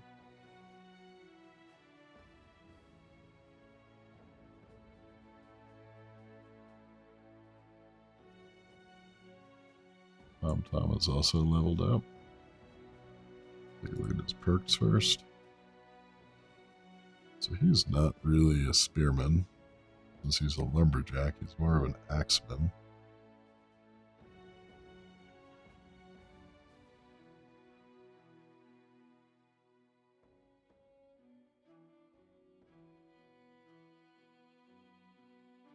Colossus might not be a bad one, since he's also in the large berserker groups.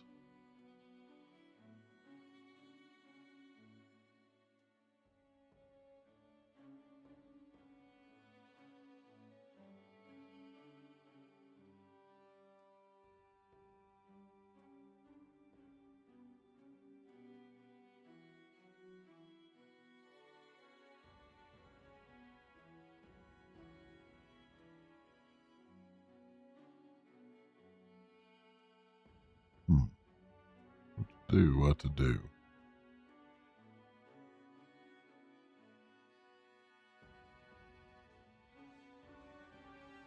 Get a 30% bump on axe damage.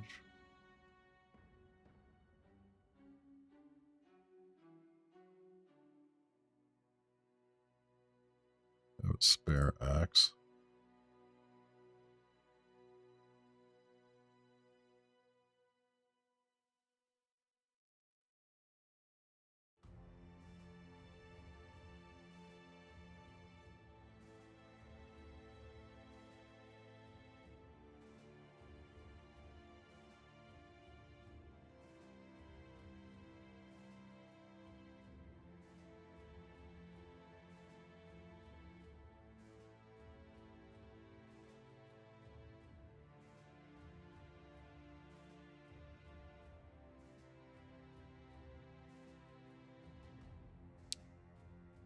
Successful hits with maces always apply the baffled effect.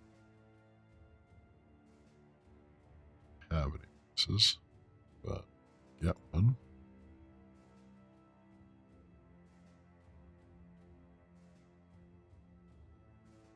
I think we have to decide what we want.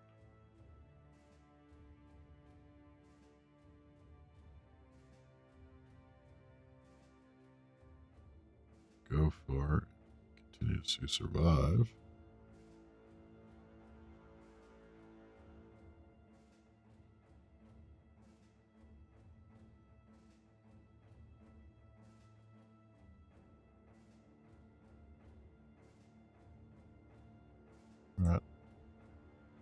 We're going to lean into his natural lumberjackishness.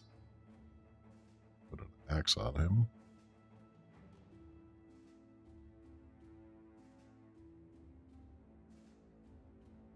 Downside is he doesn't have natural affinity to melee.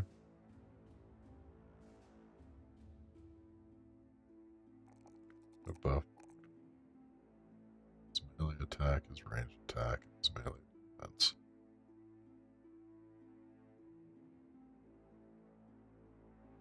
Alright. Good. We continue to the north. See where this guy's going.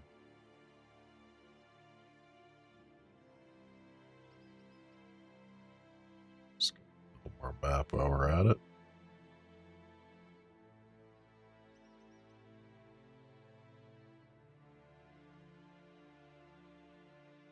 Shows where a water crossing is.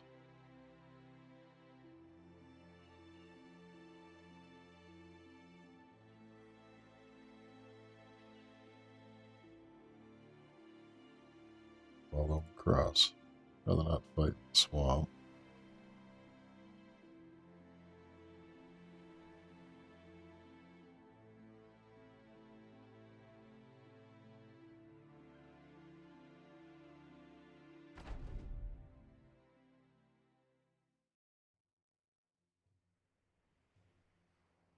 No one's really looking particularly fearsome.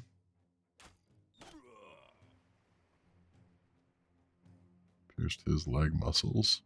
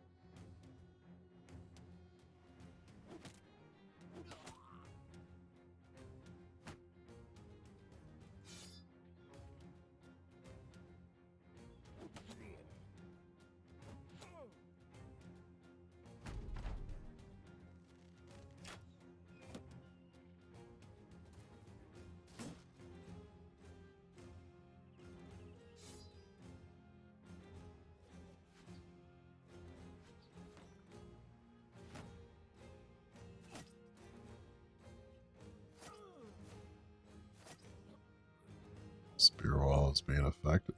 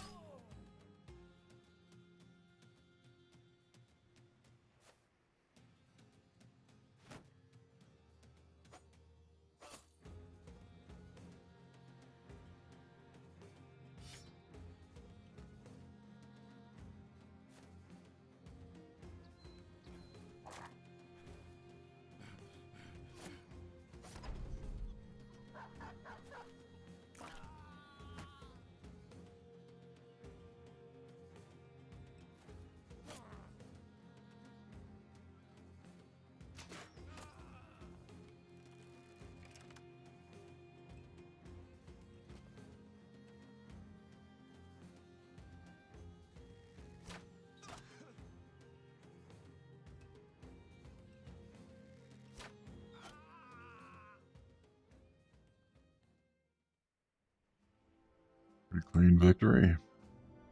Fair amount of loot in return.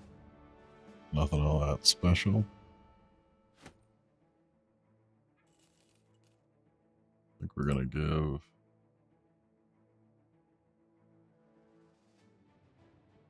Darling the last militia glaive.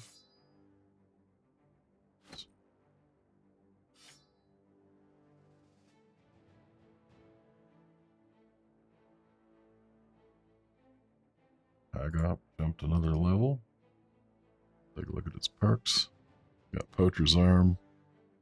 We go Bullseye, reduce his range supremacy. Ranged attacks have 10% chance to hit against ranged weapons and +1 vision and range.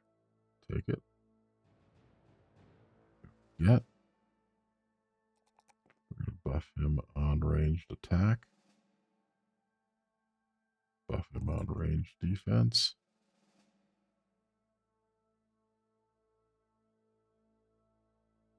And we're going to buff him on resolve.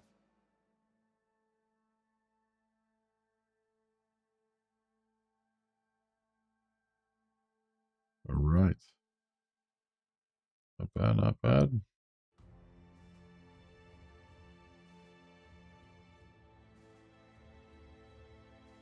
Could continue north here. See what this area has to offer. Small water mill with a stony house at its side. It looks like someone might be living here. What do we think that someone might be? Like a witch?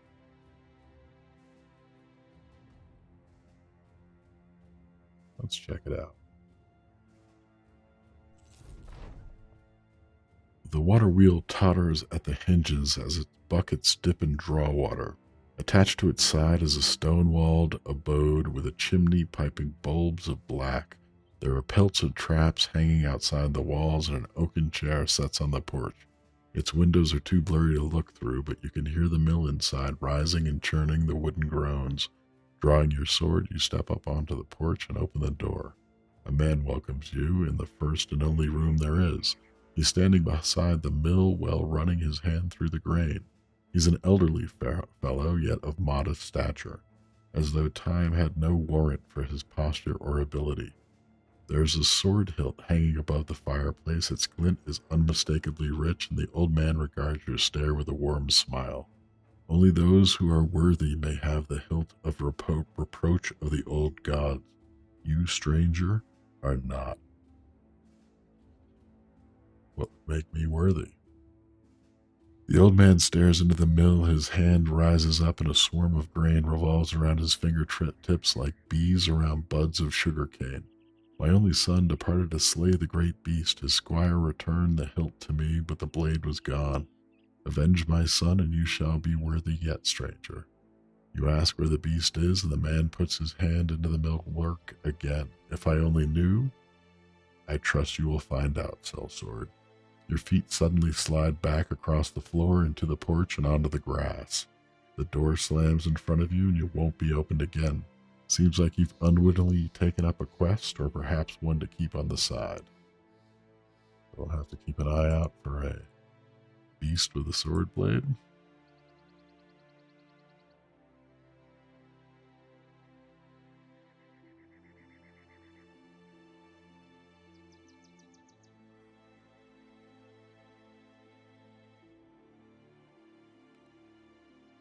Gotta follow the shore and see what we have to find.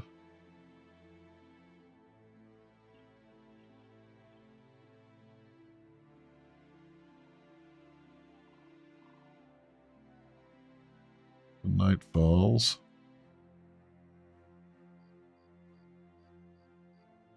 Gonna set up camp. So, salvage tent.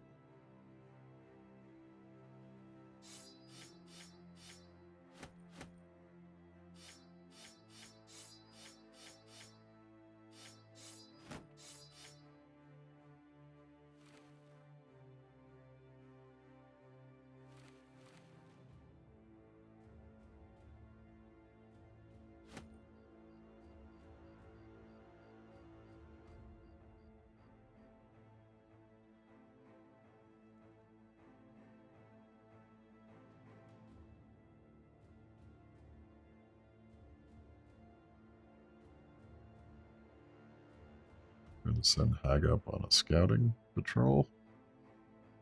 Gonna Fletch. Ammo. Salvage.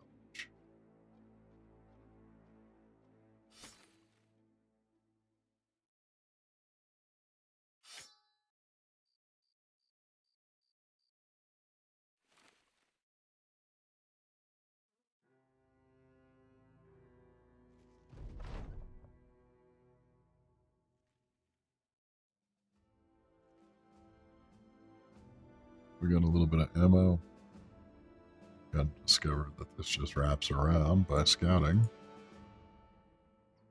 We're going to head back to the road, make faster travel.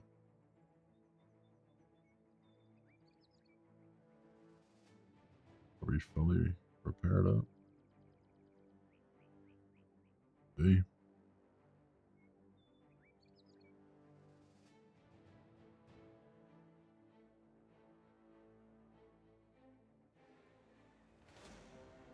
That's a big group of goblin raiders. We're going to scat between the poison. A lot of brigands.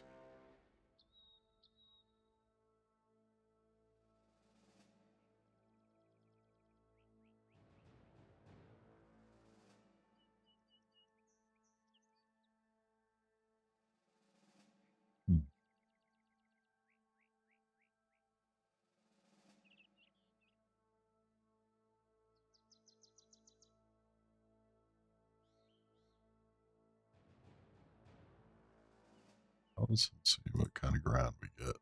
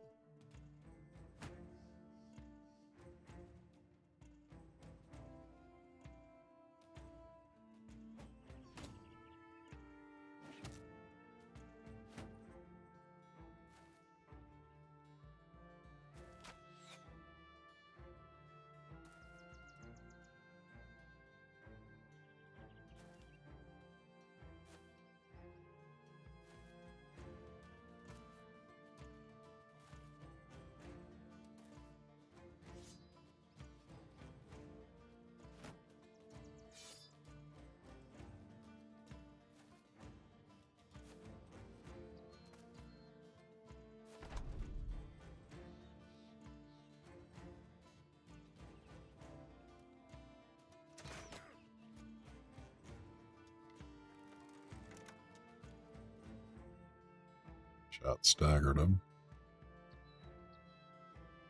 Poorly aimed, 60% less damage.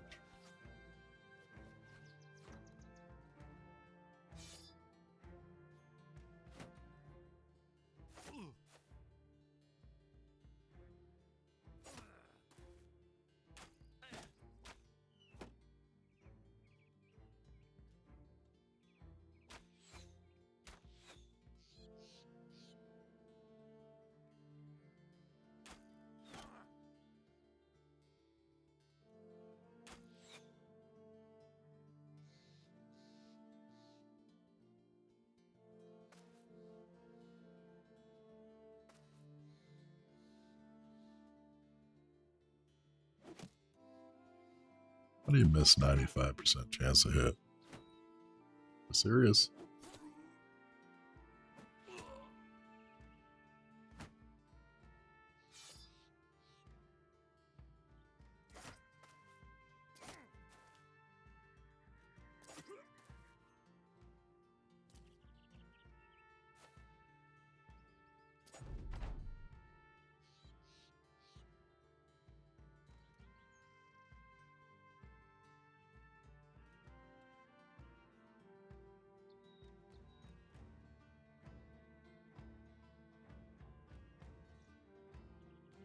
We're gonna stay spirit wall.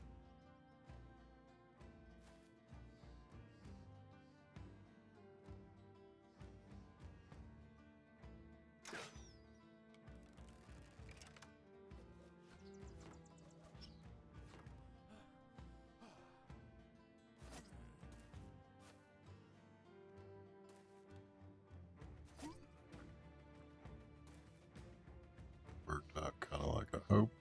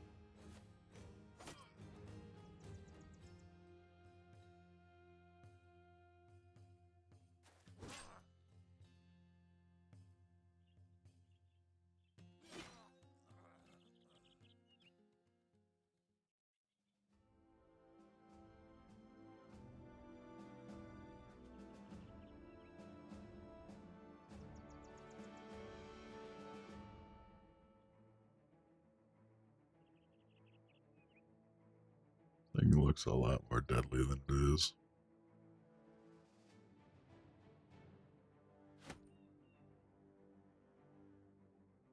Pull up on loot again.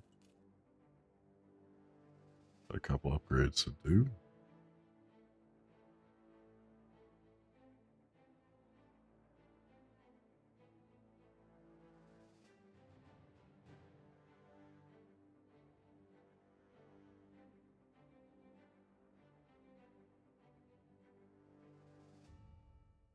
There's much worthwhile in terms of equipment upgrades that we just farmed there. Let's have a look. Goblin hit level 5. Tom is 4. Darling is 5. Let's see, Goblin. So far, we've been focusing on Spear. Got a Spear Waller trait, Spear Mastery.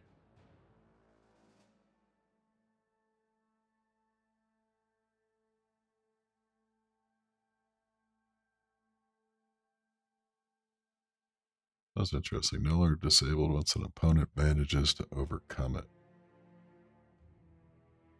Any further opponents still protects like the other areas.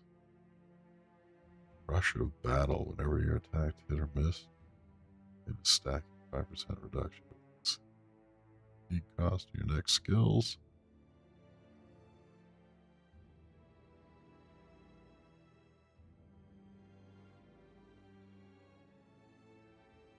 I think Spear Mastery is going to be it. We've been walking the Spear perk tree. Seems like it'd be useful to continue. Give him buff to fatigue.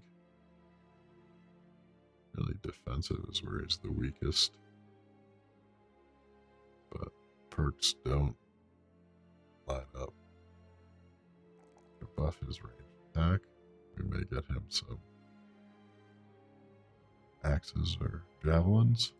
We're going to take a buff to health. Let's have Tom Tom. Tom Tom, we've been adding a bit of axe men too.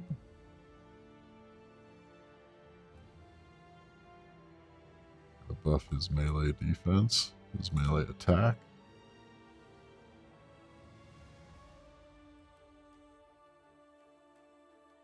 And his range attack.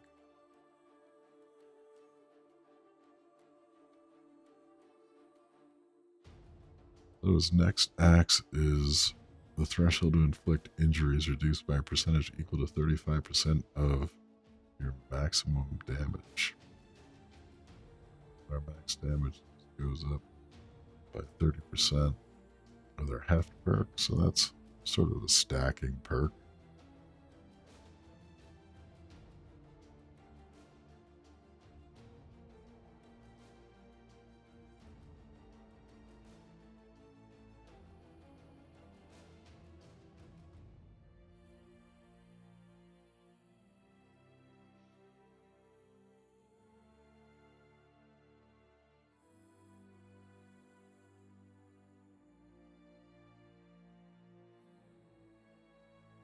I think we're going to take that stacking perk. Finally, for Darling,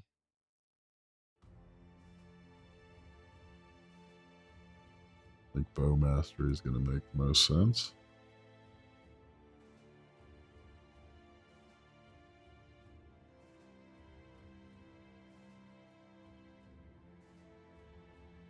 Give her a bit of health.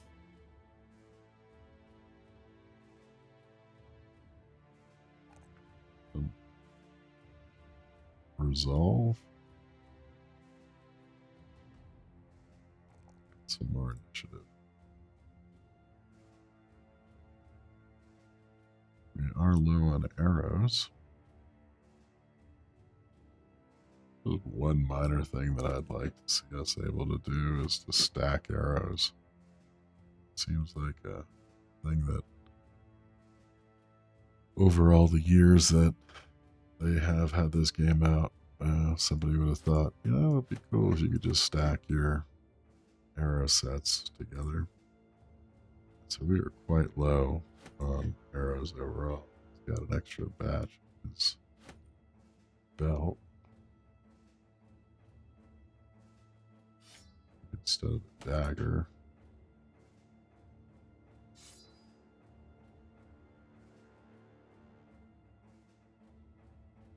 Instead of a dagger, we're going to throw some extra arrows on her belt just in case we run into somebody before we can rearm.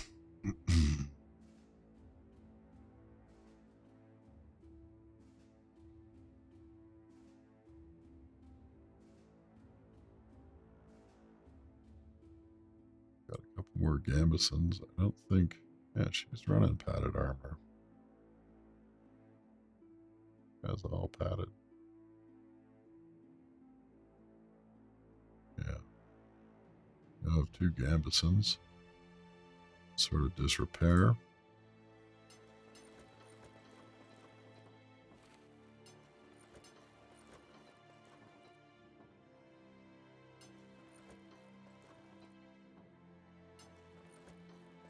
Let's repair this one up.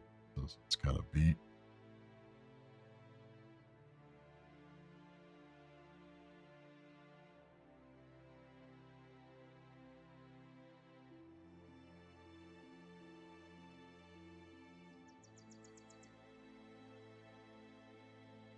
So we come to a crossroads, and then the decision would be to head further south or to wander through all of the, what's her name again? The Ulbrich territory to get back to the north. We still haven't found House Rumholt.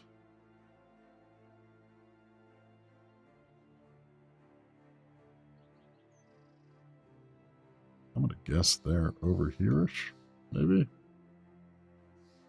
think what we'll go is find the next southern city.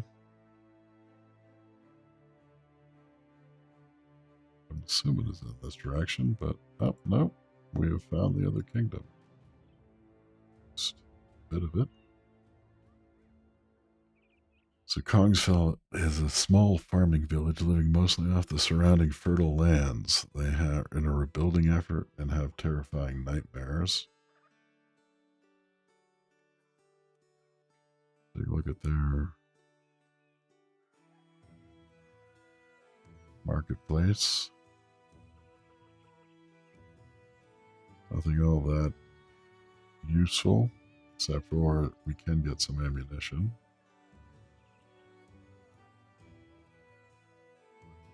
Everything's about 50% more than it should be.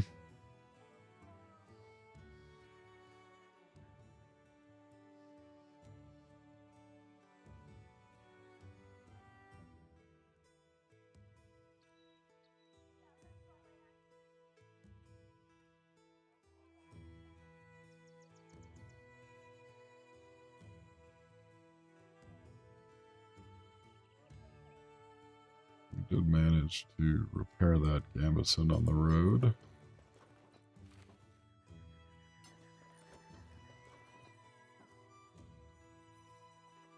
We have one more gambeson.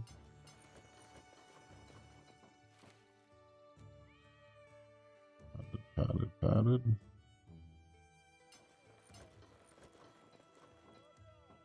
135. Oh, we put the gambeson on the wrong. Oh no, padded leather on gambeson. That's right.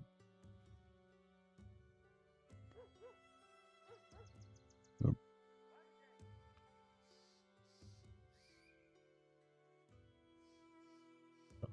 Fruits do we have? Not expecting much for a farming village. Those expectations are met. We're going to go ahead and fire sale, I think, just about everything.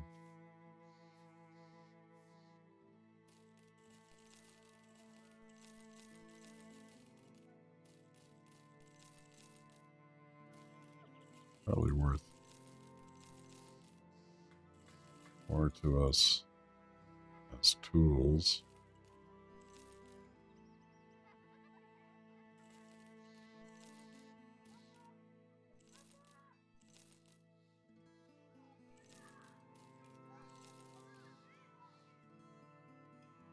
But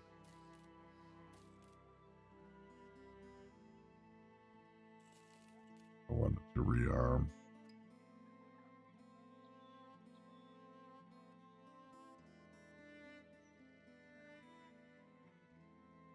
Let's see what this. Yeah, I don't like the Nightmare Strange. That usually means it's the Alps, I think, the nighttime terrors.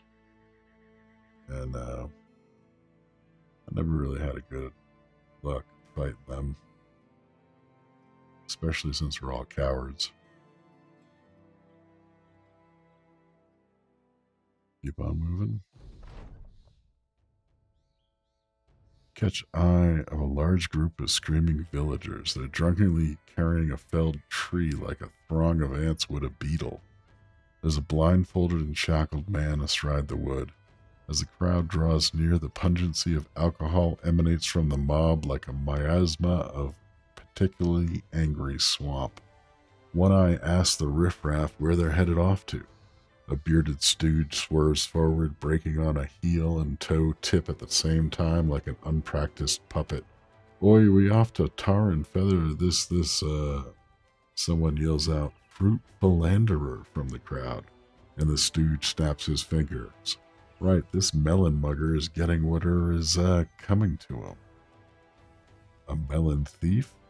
The stooge sways on his feet. There's enough beer foam in his beard to get a wrench drunk. He points forward. That's right. Mugged a melon, righto, but not just any ordinary thief. Nah, he corked it something fierce. We found the raw sewage of his work all about him when we caught up to his doings. And by raw sewage, I mean his cock ill-measured spillage. Hardly catching any of that, you ask the man to explain slowly this time. He throws his hands up as though you're an idiot. What's all this talk? You hump a melon and that's that. Such fornications are, well, that's beyond ordinary appeals to justice. Now out of the way, stranger. We've feathers to collect and then redistribute by means of a bona fide tarn and feathering. And mayhaps a little more tarn if we've got some left. The crowd cheers to this. What say you, melon man? You ask the man atop the tree what he has to say, if anything. He shrugs and speaks. Look, what happens between a man and his melon is their business, and their business alone. No harm, no foul. The stooge cracks the man with a stick. Now you tell this fella straight. Tell him what you did. Sighing, the melon man nods. Well, all right then. If that's the end of them negotiations and things being what they is with me up here and the smell of tar in the air, I'll speak truthfully to the matter at hand. I fucked that melon and I enjoyed myself. The crowd hisses and boos as your men laughed amongst themselves.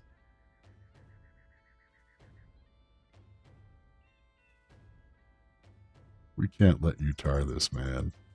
You grab the stooge. Let this man go. The man asks if you're really defending this fruit farker. You nod and tell him that adultery with a melon, while disgusting and confusing, is ultimately a harmless endeavor. A drunken peasant thumbs his shoulder. Says, what? Just last week we took old Bentley behind the shed for breaking that poor duck's neck. The man's face frowns and he drowns the rest of his drink. He mutters something about really missing that duck. Perhaps not making yourself clear and tiring of these idiots' hijinks, you draw your sword and cut the melon mugger free. You turn the sword toward the crowd and they quickly disperse in a drunken retreat, fanning out beside the road, randomly scattering to get from whence they came like a bunch of rocks skipped over a wakey lake. Get, you idiots, get. The melon mugger comes to you. He fixes up his drawers with a bit of rope and bindings. So, seeing how you spared me that awful fate, what say I try and pay you back? I'm tired of this town anyhow. You tell him that cell sorting is not an enviable vocation to take up on the fly. He points a snarky finger. Look, if you're worried, I'll pork your produce, then I promise on me mother's grave that I will keep my shy borer in my pants. Very well. Come to the company.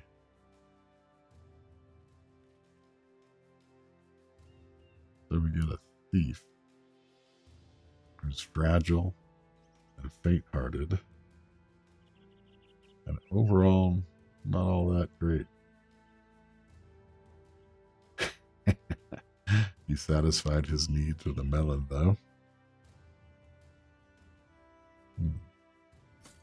I will throw a hat on him and really give him a bush of glaive.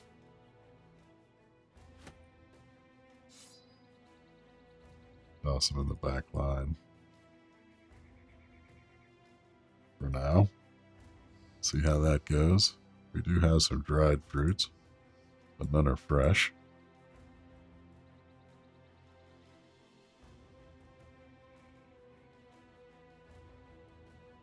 Coming upon another town.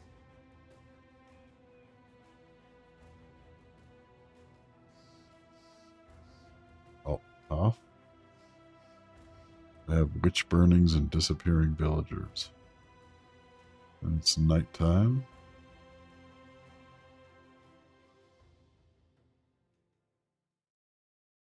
I think what we're going to do is call it good there.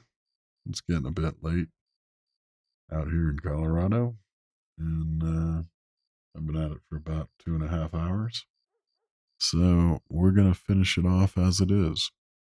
So if you're watching this now, thanks. Appreciate it. And if you're watching it later on demand or on YouTube, appreciate it there as well. As always, appreciate the follows or the subscriptions, and just to let me know that producing some of this stuff is enjoyable. I enjoy doing it, so maybe that's part of the battle. Anyways, have a good night.